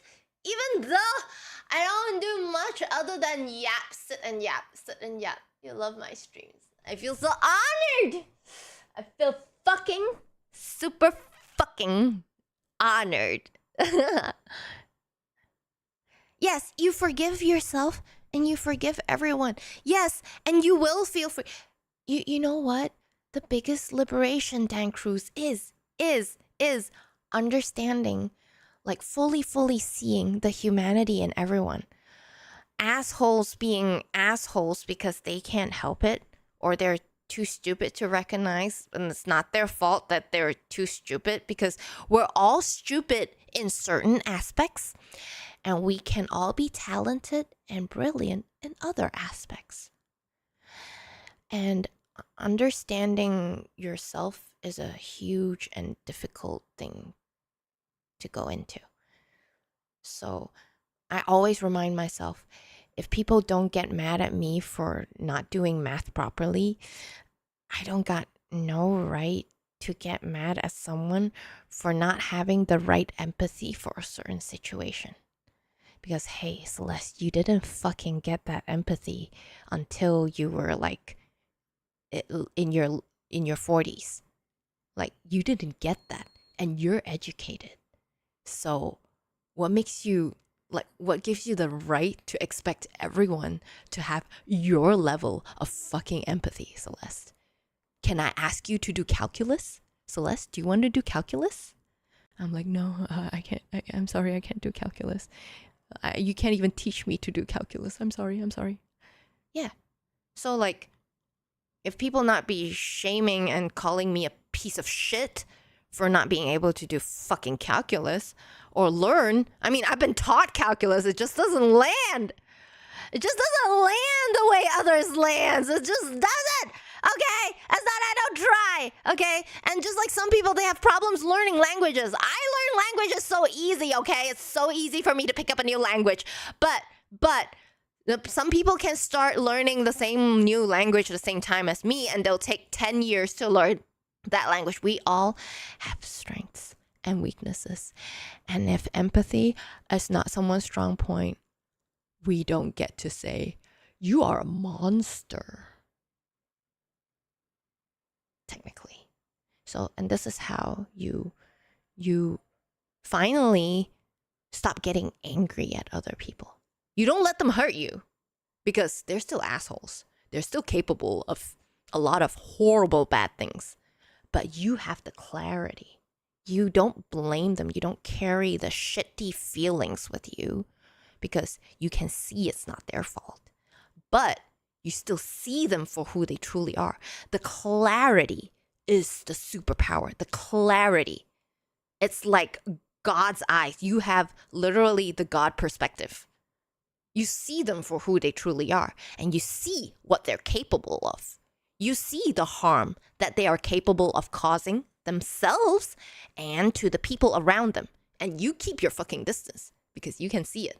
So they don't get to hurt you. They get to hurt the people who are clueless. They don't get to hurt you because you see it. You know? And that's what I'm trying to help people get. You know? To forgive enough to see clearly. Because if you mad at that person, you're not going to see clear. Because you're going to be like, oh, I'm scared they'll do this again. Oh, I got to protect myself. You know, all sorts of like things from your subconscious, because you're just trying to protect yourself. You ain't got no clarity. Because clarity can only be born from a sense of calm and peace from inside. Yeah. If you're feeling a certain sort of way, that's not clarity, that's reaction. You're reacting to something they're making you feel. And that's very, very different. That's not reacting. It's not the same as responding to a situation. A response requires internal assessment. A response requires assessment.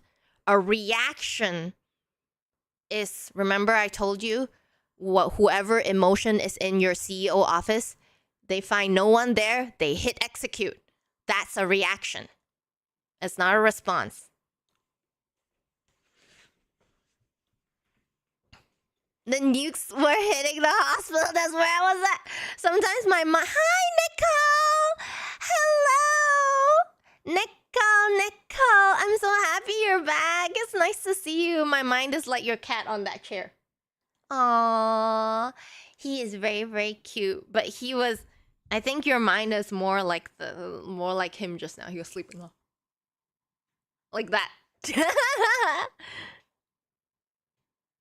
Miyu, I know my calculus. You plus me equals us. Oh my god, that's my husband, guys! Honey. Are you coming home soon? That's not calculus, by the way, you idiot. Yeah, calling my husband an idiot. I love you, Hanini. Okay, you come home soon and then I'll end stream. Maybe I'm not an asshole, Yuri. You're not an mental. I feel kind of incapable these days. I'm studying and I don't see a result. I have the college exams in 1 month and I don't know how to make an essay. Not cause I'm not studying, it's cause I have a lot of. Oh, Lynn Harris, are you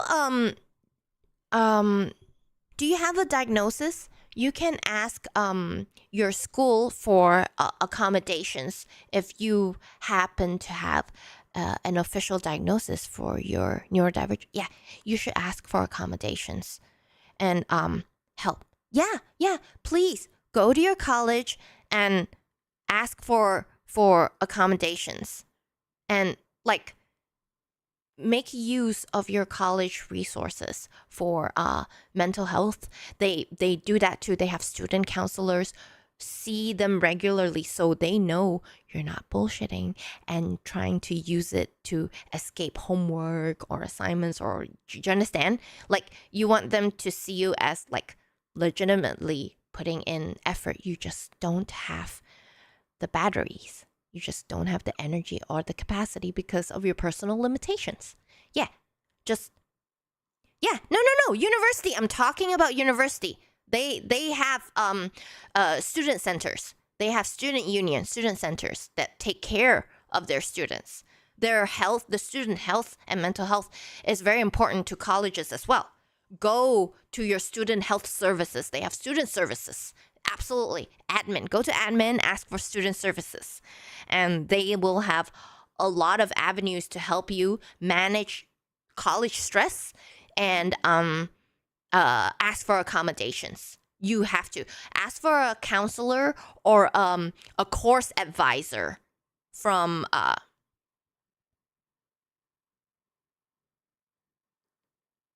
need 1 slice of cheese pizza every 48 hours or I die. Have you tested your cholesterol, Nicole?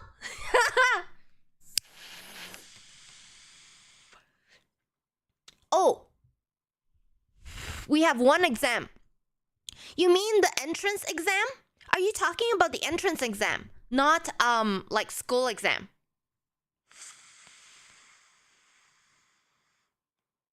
Oh, yeah. So you can't ask for accommodations for entrance exams. No. Oh, I see.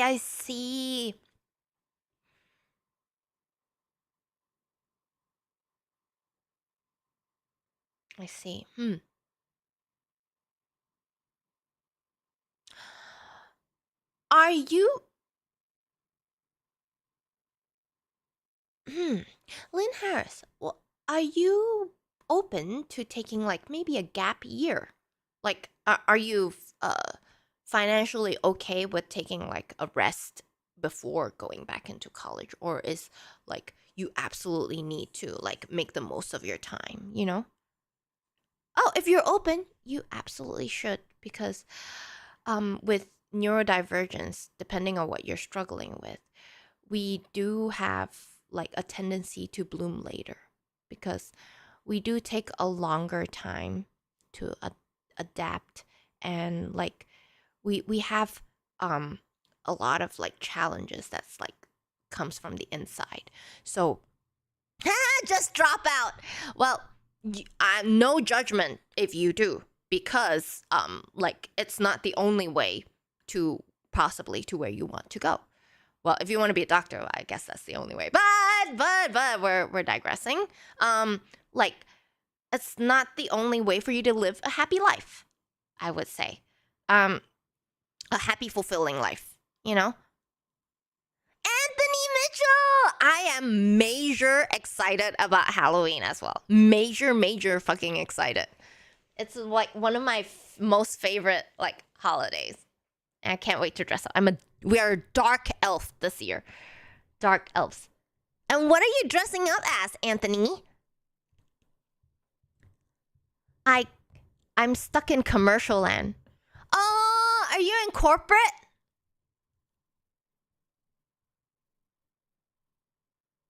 I have ADHD, Tourette's, bipolar, dyslexia, and dyscalculia. Wow. Lynn Harris, that makes academia, unusually challenging. That psychiatric profile, if it's comprehensive psychiatric profile,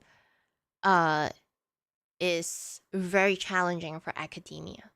So I want you, if you can, to not be so hard on yourself. You know? Like you did mention that you feel like you feel like you're incapable, but why would you feel incapable when you're already being so capable? You're living with these things daily. It's a daily existence. It's a daily struggle. It's not like, oh, Tourette's gonna take a day off today. It's not gonna create problems for you.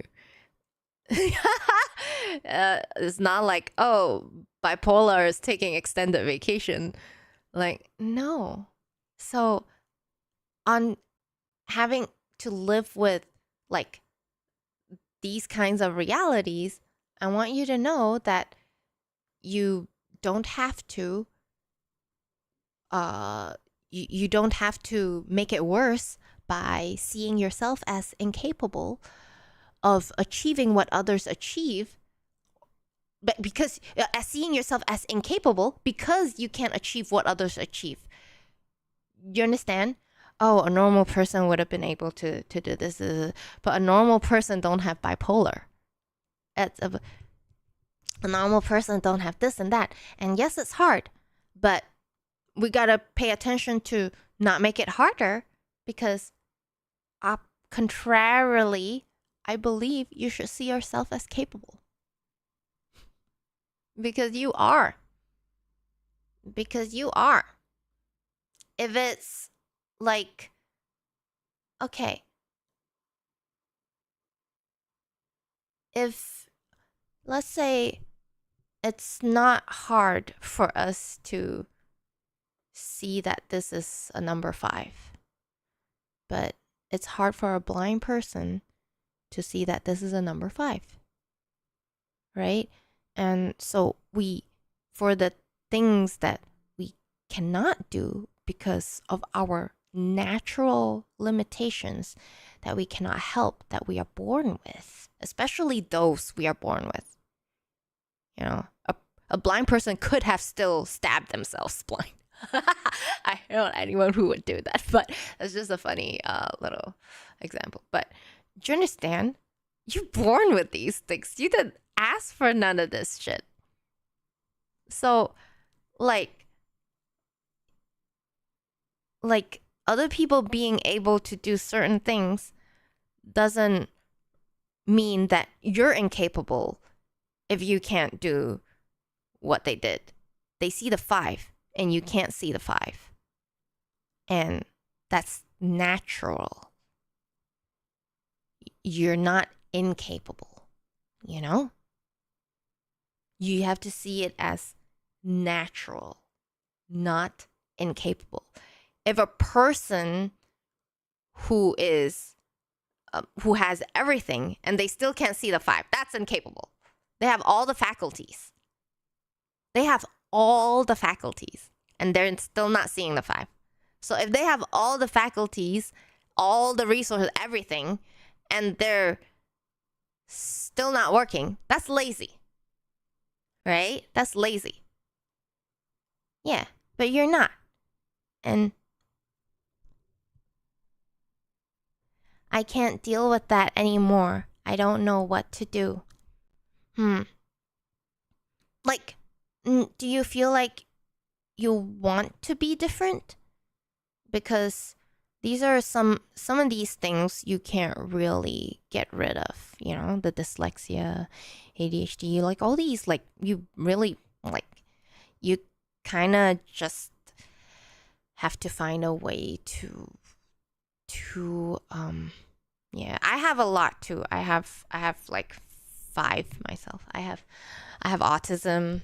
I have a sensory processing disorder. I have ADHD. I have and major depressive disorder, and I have general anxiety disorder. So I have like a few myself, and it's not fun. And I'm not even saying like or comparing at all. Like these things aren't comparable on any kind of level because they're very different diagnoses, and when they're present in a certain combination, it's always like different for everyone, which is why psychology, psychiatry, and neuroscience in general is so difficult. So like it's something we gotta, Lynn Harris, it's something we gotta, I see it, I want you to learn to see it as like our soul assignment, our life's assignment. Like, it's like our homework in this life, you know?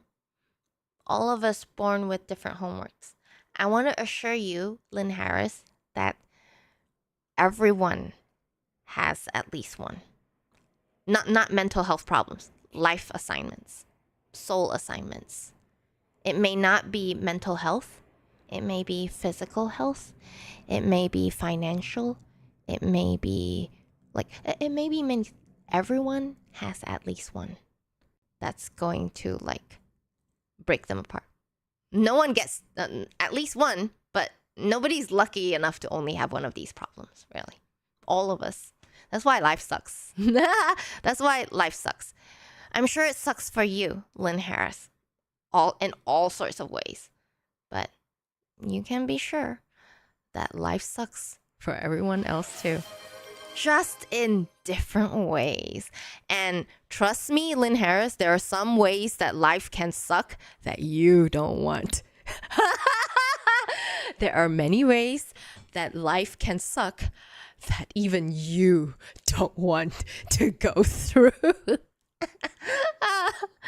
There's so much shit that life can do to you.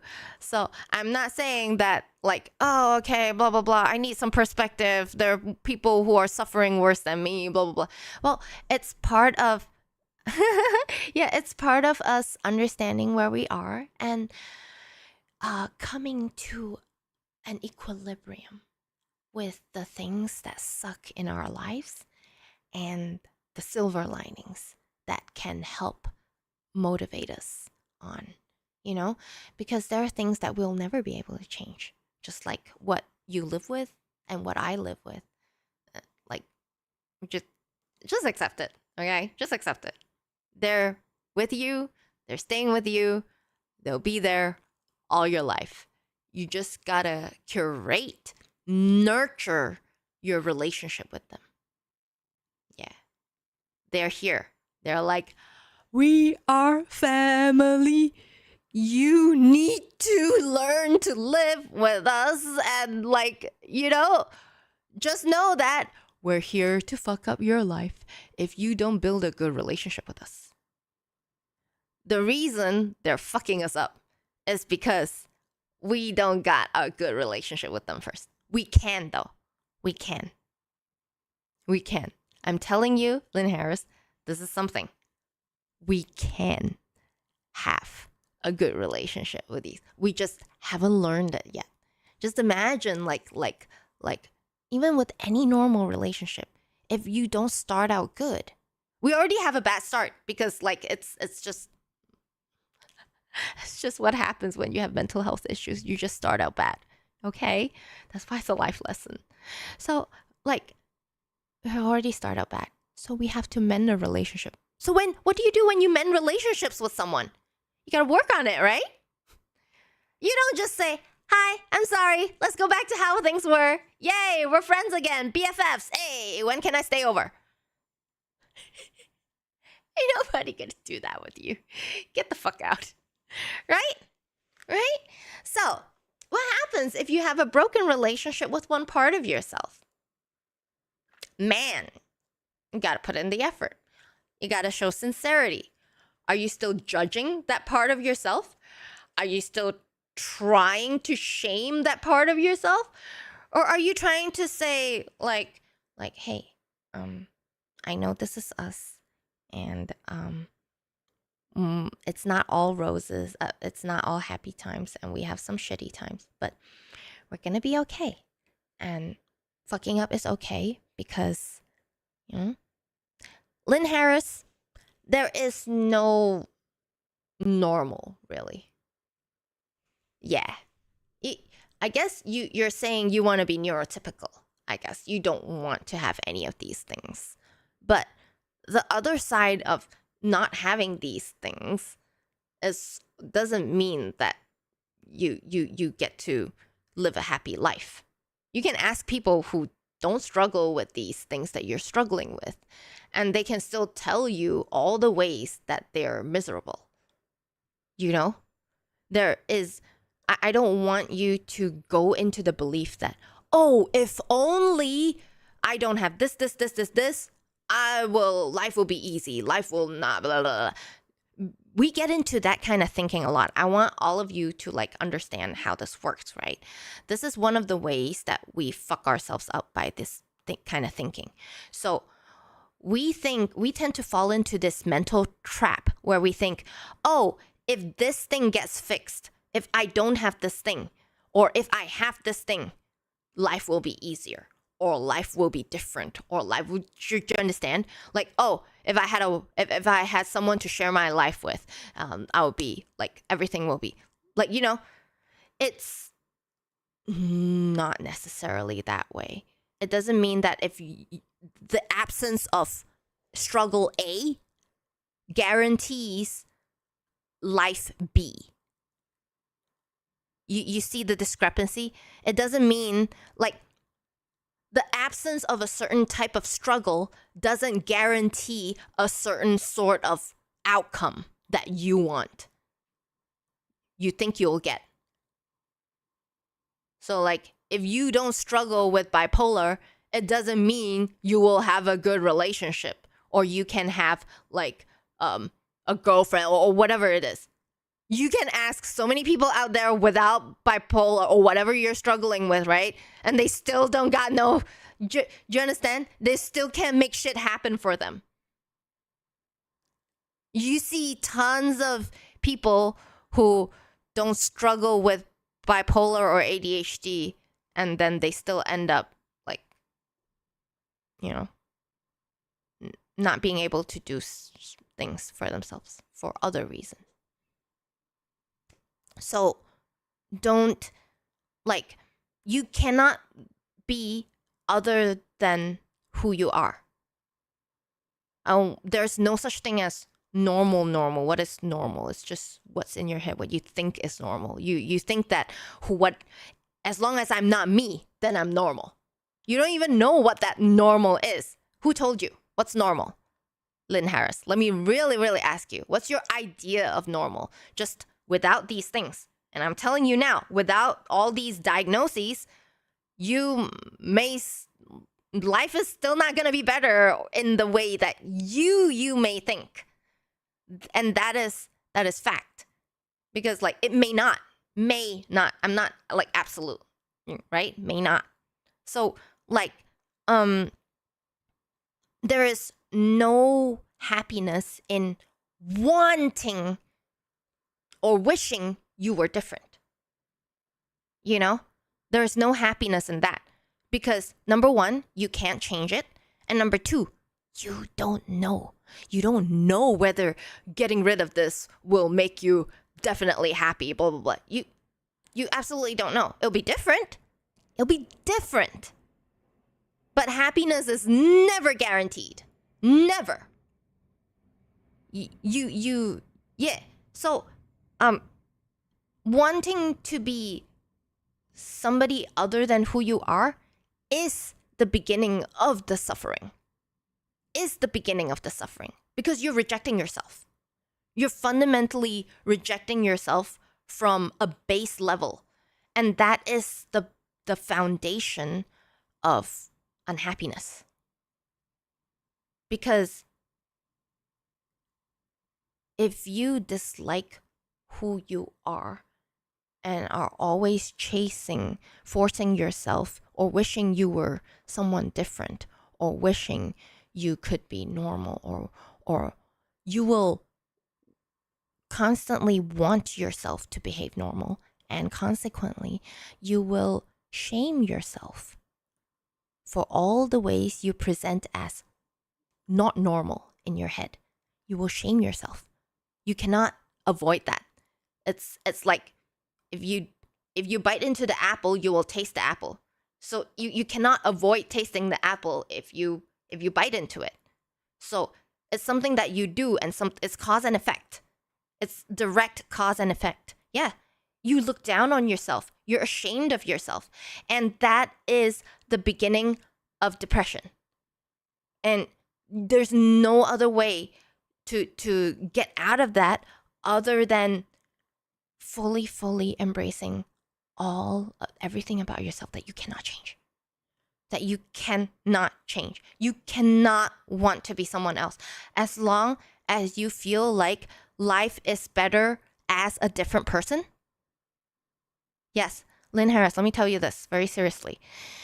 As long as you believe that life can only get better if you are a different person, the pain will stay. Yeah, you will not be able to get rid of the pain as long as you believe that you can only be happier if you were different. You're like a fish who wishes they were a dog or a bird. Do you understand? So the fish will never be happy, and the fish will live in pain every single day. Every single day. And, the will to live and the instinct to survive is the strongest in any living human being. And any living thing, organism. The will to live and the instinct to survive is the strongest. I'll just toss you in water and you'll naturally want to fight to breathe. Your body fights to breathe. To have depression to a level where you want to leave this world is something that is so counter instinctual, so against our instincts, natural instincts, that it takes a lot. It takes a lot of self-hate to want to go to that point. Because I've been at that point. It takes a lot of resentment and hate and all sorts of things. You don't have many things. You don't trust yourself. You look down on yourself. You have no self-worth. You have poor self-image. You don't have self-confidence. You don't trust your decisions. You break all your promises to yourself. You abandon yourself. Because other people are more important because you don't matter. You matter less, or because you don't take yourself seriously. Because you're ashamed of yourself. All the ways you look down on yourself is the reason for the pain. It's not the Tourette's. It's not the bipolar. It's not the dyslexia. Those things are you. They're just who you are. They just show what you're capable of. Not everyone is meant to be Superman. Not everyone is meant to be Angelina Jolie. Not everyone is meant to be a somebody or whatever it is. Okay? Lynn Harris, you're here to be you. You're here to be you. I'm here to be Celeste. We're not here to be what other people think we should be. You are you. And all the things you can't help is you. And as long as you don't have to think that they're your strengths. They're not. They're not. You don't have to put them on an altar and a pedestal. These disabilities, you don't have to, but you can work with them. You can still love them. You can still care for them, because when they're properly cared for, they will throw less tantrums. These are your struggles, and they're your weaknesses, but they can be worked with. They can be. They're all part of you, and they're part of your natural quirks. It's not perfect and it's not normal. It's not what a lot of people do, but everyone has their own natural quirks. Yours is just more noticeable. And if it bugs other people, fuck them. It's your quirk. It's their problem. They're just not open-minded. It's their problem. They make themselves look funny. Well, to me, at least. Someone's just reacting to someone else's tick and in a funny way. I'll be like, bitch, you're the problem. You know? This is like, I want you to see them as a part of you that helps you filter out all the wrong people in your life. They're a natural filter, because what would you rather have people around you who pretend to like you? Who pretend to like you so they can do something behind your back?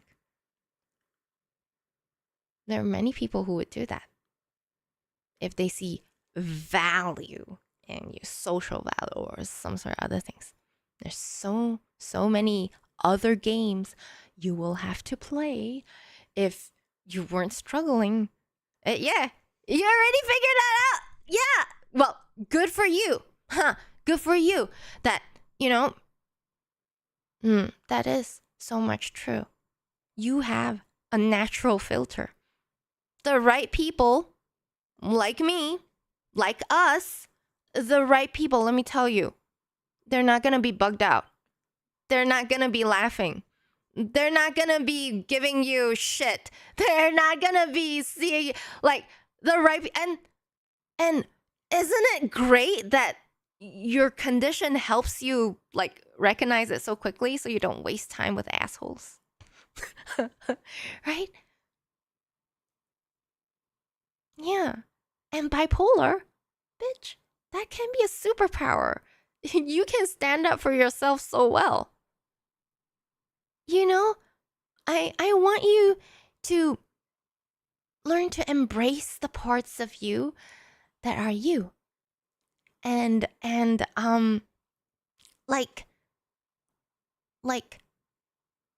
trust me, if you want to be other things, there's so many things we can want to be. There's so many other things that are technically better than us. I don't just want to be normal. I want to be like Miley Cyrus. I want to be Beethoven. I want to be Yo-Yo Ma. I want to be Usain Bolt. I want to be like my mom and dad. I want to be this and that. I want to be so many things, but it's not in my capacity. It's not in my charts. It's not. Look, I want to be so many things, but I gotta be happy with who I am, and find happiness in what's here. We're not entitled to have our cake and eat it too. We're not entitled to what we haven't been given. If you were not given a neurotypical mind, then I'm sorry, but you don't get to enjoy the benefits of a neurotypical mind. But if you were born with a neurotypical mind, I'm sorry, but you also don't get to enjoy the benefits of a neurodivergent mind. It's very, very, Lynn Harris, I want you to see it as a very almost equal ground. We have struggles, but trust me when I say neurotypicals have their own struggles. If not, because neurotypicals are quite the majority, we would have mostly happy people, right? We would have mostly happy, successful, blah, blah, blah people. But no, that's not what we're seeing, aren't we? That's not the reality of the world, isn't it? So I'm hoping I gave some perspective in that, like being typical or normal by maybe your standards does not necessarily guarantee a happier or even an easier life.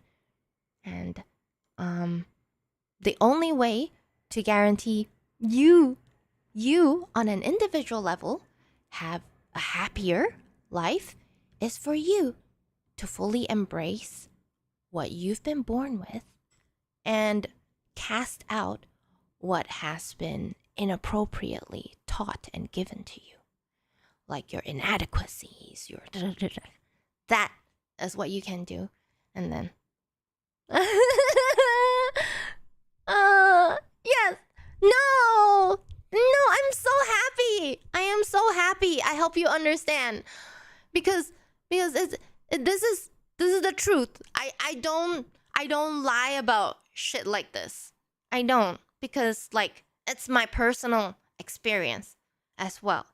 So if you think I'm serious about what I say and you see me as, someone older and knowing more, like I'm telling you, you have good things ahead. You have very, very good things ahead, despite what you have. Despite what you have. And it always starts with a struggle, because it always starts with a struggle. We have a more difficult... Imagine everyone's is like a car. Like our body is like a car. We kind of have a more difficult car to drive. That's why it always feels difficult the younger we are. We always struggle earlier in life. And from the sound of it, I feel like you're a little bit earlier in your life stage. So unfortunately, you will feel struggle. But it's natural. You know, because we have a more difficult car to drive. Like it's challenging in a younger age. But for other people, they're challenging in other stages of their lives too, like neurotypicals. It's just we have different struggles, but we will struggle earlier on. But it's not forever. It isn't. Because, Lynn, like you and I, people like us, we're not stupid. We just have mental health struggles, but we're not dumb. So we're going to learn, and we're going to understand more, and we're going to get better. Okay? I'm like way ahead of you, right? And it is a better place. And I've never been happier. So you'll do well. And I'll be here for it. Okay? You come back to me whenever you feel like, oh my God, life sucks, this shit, blah, blah, blah. And I'll make you feel better. Okay? Oh, I love you guys. Wait, let me go back and I always get into this spiel and then I just totally ignore chat. I love you guys. Thank you for always just still staying here even though I ignore you guys so much.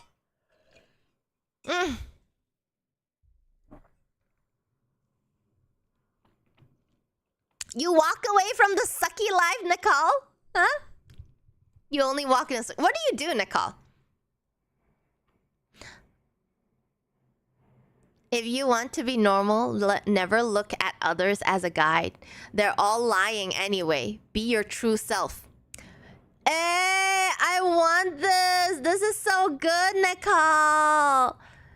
I love this. If you want to be normal, never look at others as a guide. They are all lying anyway. Yeah. Everyone is just presenting a front. I do too. Hey, we all do it. Be your true self. What do you think of the you gotta fix yourself before having a relationship thought? No. No, you don't gotta be, nobody gets to be perfect. What do you mean, like fully fix yourself? I mean, you can be on, like you can be fixing yourself, but there is no end point to all these fixings, Like, how do you know when you're fixed enough?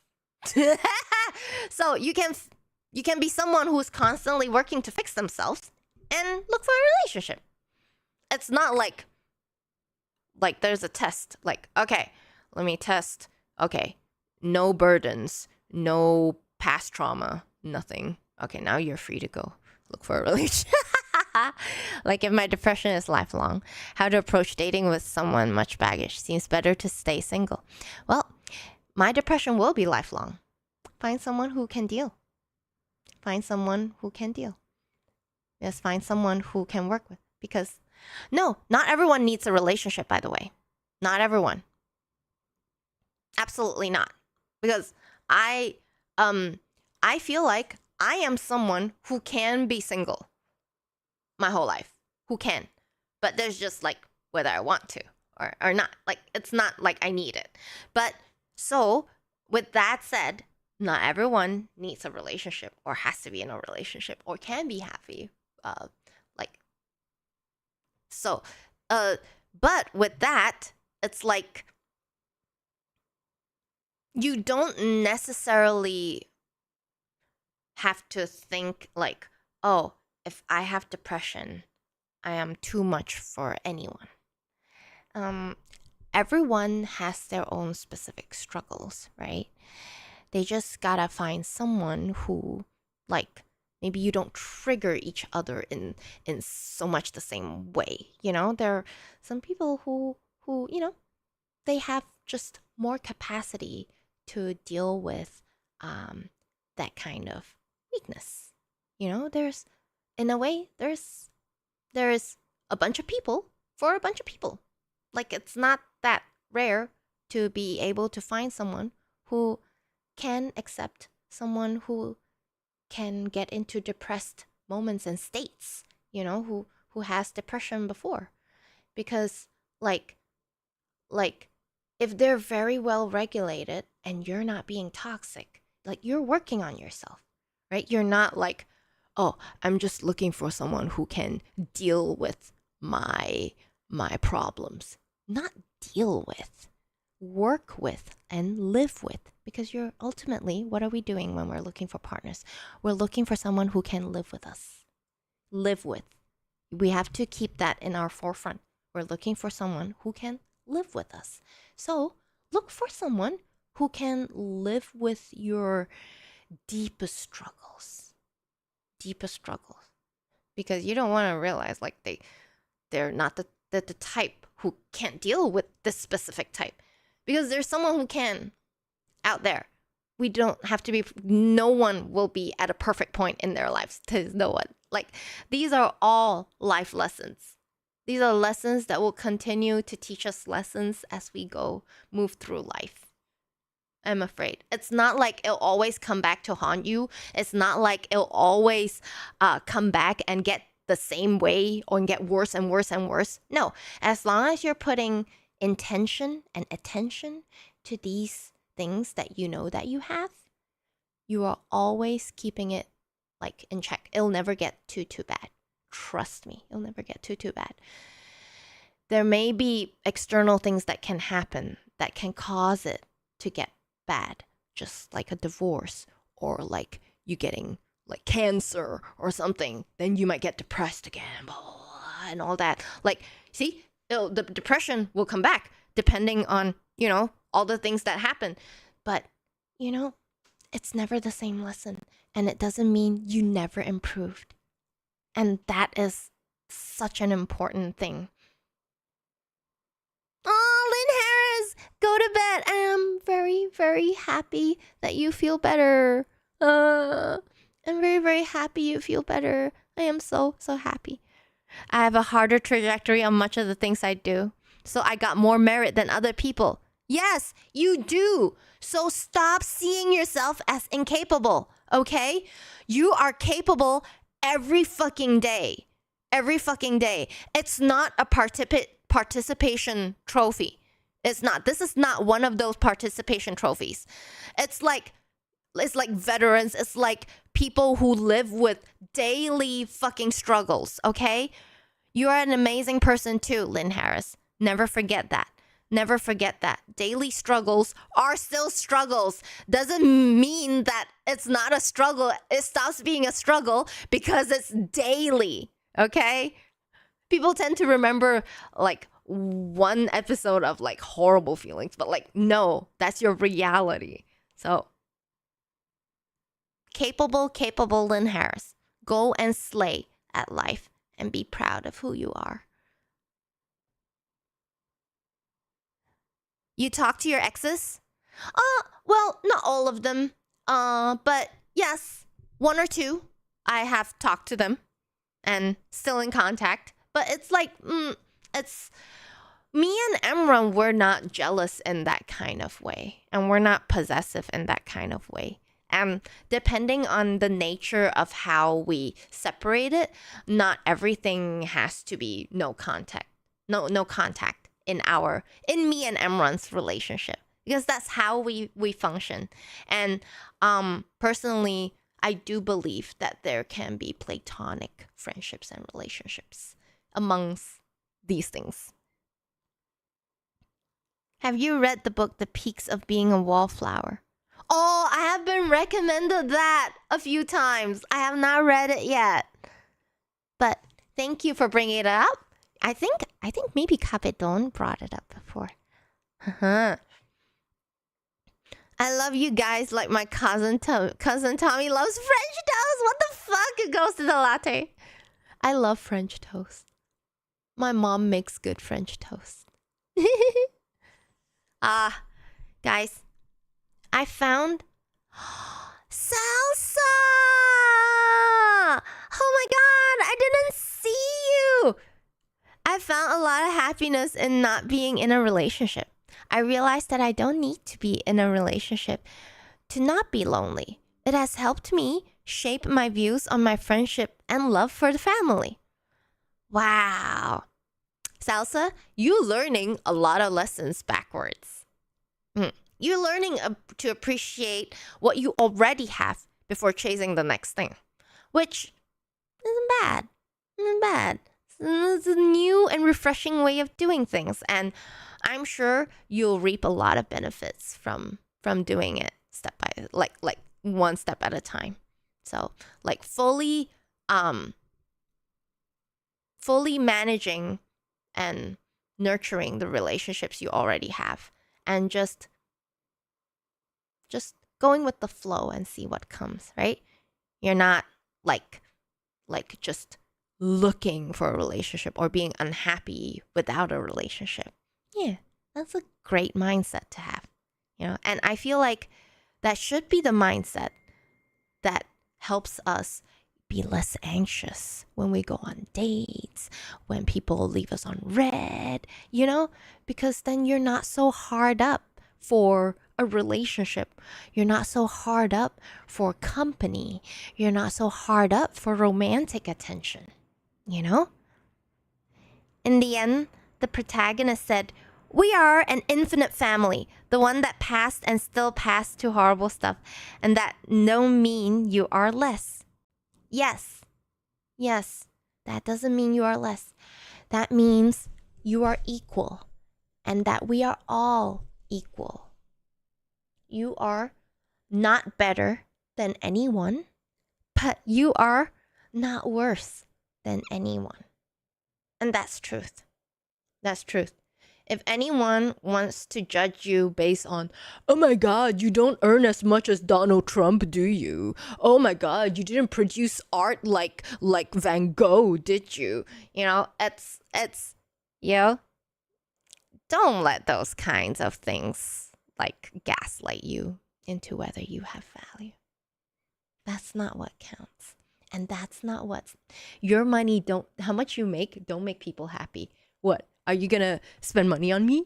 Are you gonna buy me a Chanel? Like, why do people like, what does how much money you making have anything to do with like what, how much I should respect you or something? It's not as though you spending the money on me. It's not as though you paid for my college. Like, right? Why do people why do people assign status to that? Like, and then you can be an asshole and they still like you because you're rich. People be having warped priorities. And then they wonder why they're surrounded by horrible people, by cheaters, by backstabbers, by gossipers, by all sorts of creeps and stalkers and like the worst kind of people. And they wonder why. They wonder why. That's why I keep telling people like us, Lynn Harris, all y'all in here, we all have natural asshole filters. And be happy with that. My work changed the app we use to look at our schedules, and I hate it so much. Oh my god, what? That's what women like. I know. Well, I want to say it's true for maybe the majority, but definitely you don't want to adopt that kind of thinking. That's what women in general like, you know? It wouldn't be beneficial if you were interacting with one specific woman, because it may not apply to one specific person. So we got to be careful of our generalized like beliefs. It loads so slowly and looks weird. It's going to take a long time for you to get used to. Oh my god, why did they change it? Don't change. What isn't broken? Yeah, Kick connection, mad wonky. Why? It's never on, Kick. How would you pick up a woman? Stop it, Original Tuggy. I'm not going to tell you how to pick up a woman. Because there's no fucking way. Like, how do you pick up a woman? Like, bitch. Oh, check text message.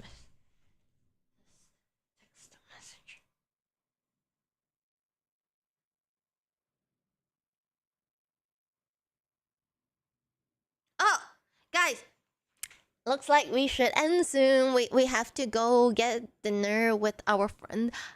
So it was a very happy chat, and I went off on a few tangents again and didn't end up sharing much about my evaluation again. But we always have next week, and you guys always hear. No, like pick up women. You can't just like pick up women. Like you have to tell me like what woman you're trying to pick up. Like give me a target. I can't give you like just gonna finish the rest tomorrow. What? Not sure if you saw it, but I submitted my college applications. Oh! 3 out of 5 college. Oh wow. Okay, so tomorrow you're submitting 2 more. Okay. Good luck. When are you expecting to hear back? Yeah, I know. A gold digger. Oh, wait. You want to pick up a gold digger? Well, I know gold diggers. And it's easy to spot a gold digger. Don't you think so? Why are you worried about gold diggers? Personally, I'm never worried about gold diggers.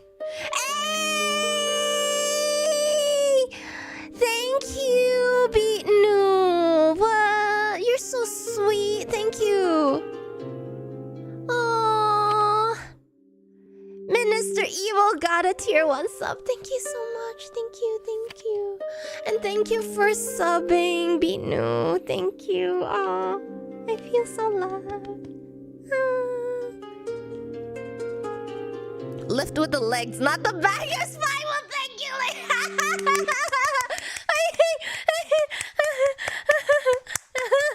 So that made me laugh. Thank you. Oh, thank you for the laugh. I love that. Oh, bitch. Little bitch snake, you. Huh? Making me laugh with witty comments. Okay, anyway. Thanks for listening. Well, thanks for tuning in. Thank you guys. I gotta go, and it's really nice. Salsa, I hope you get your college thing out soon. Yes, January. Oh, I'm so excited for you. I'm so excited. Oh, you like a big snake or a little snake? He is a young snake for now. He's a young adult snake. So it's not fully grown snake, but like getting there snake. So he's like a medium snake right now. It's not that little. He's like a medium snake. I love you guys. So Monday, guys, I'm gonna share about my Monday. Hey, what are we doing Monday? Are we doing anything Monday? Monday, we are going to share about my my psych evaluation. Yes. So I'm autistic! Finally, so much of my life makes sense.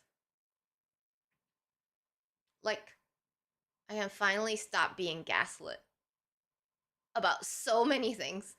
I applied for early action, so at least I'll at least hear before school lets out. Hey! Aww, that's great, Salsa. The most stressful part.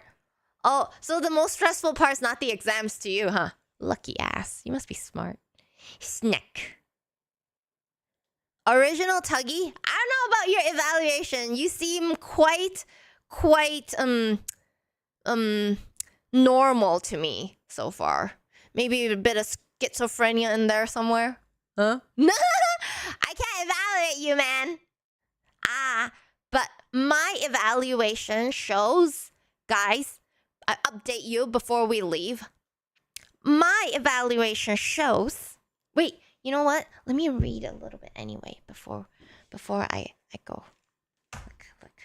I'm gonna read you guys a little something. It's so.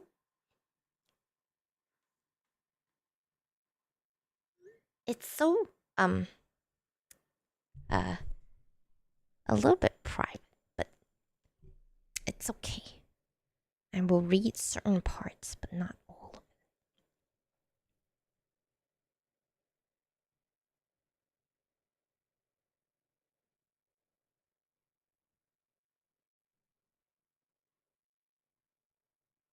Oh wait, look.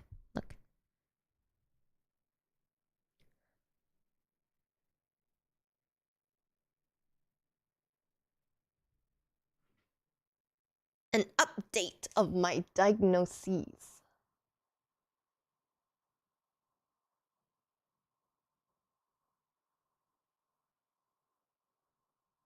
Ta-da!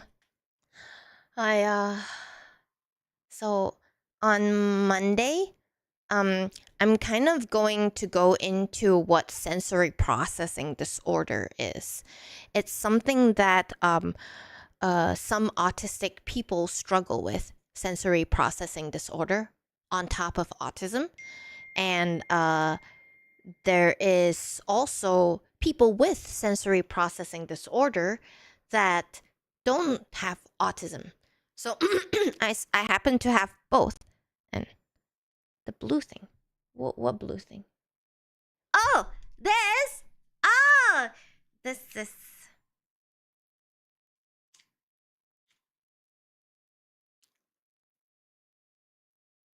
Cause I bite my lips a lot when they're dry. I bite it. So Aaron says I need to have it around me so that I don't bite my lips. It's for me to have it around me all the time.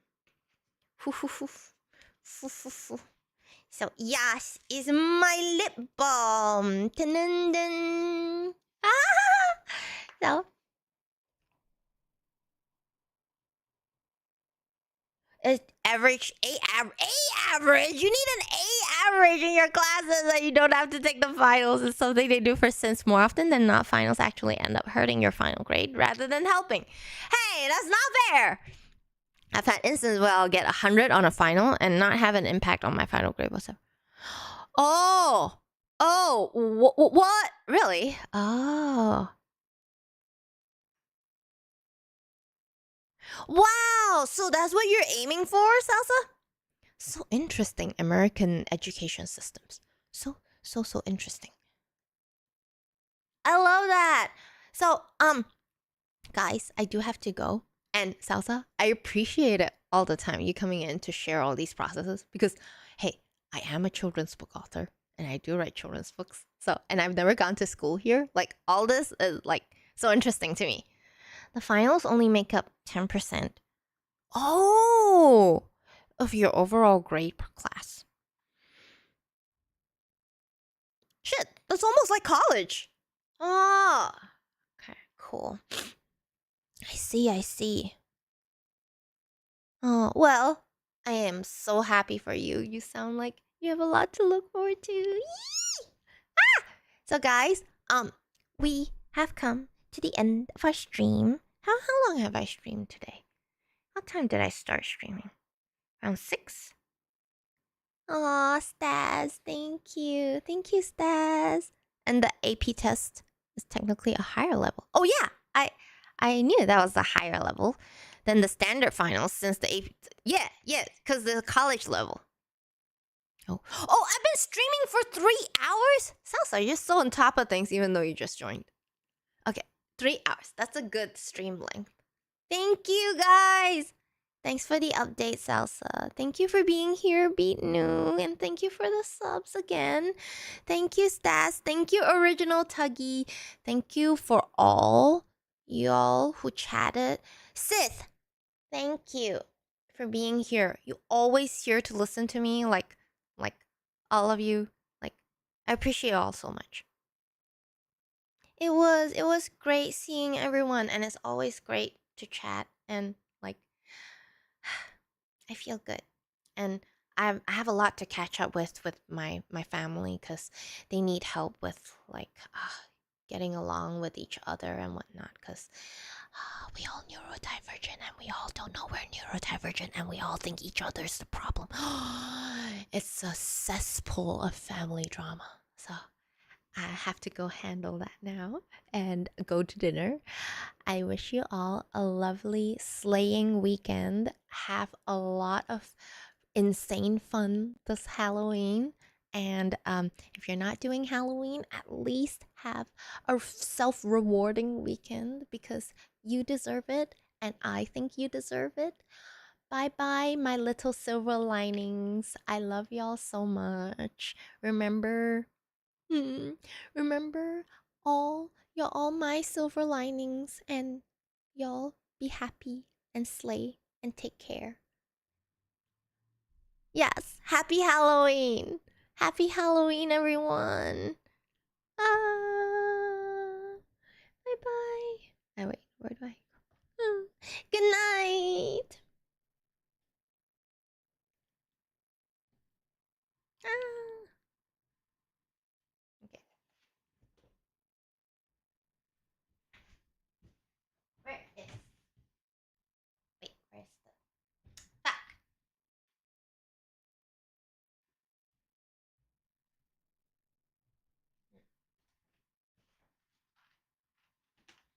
The end?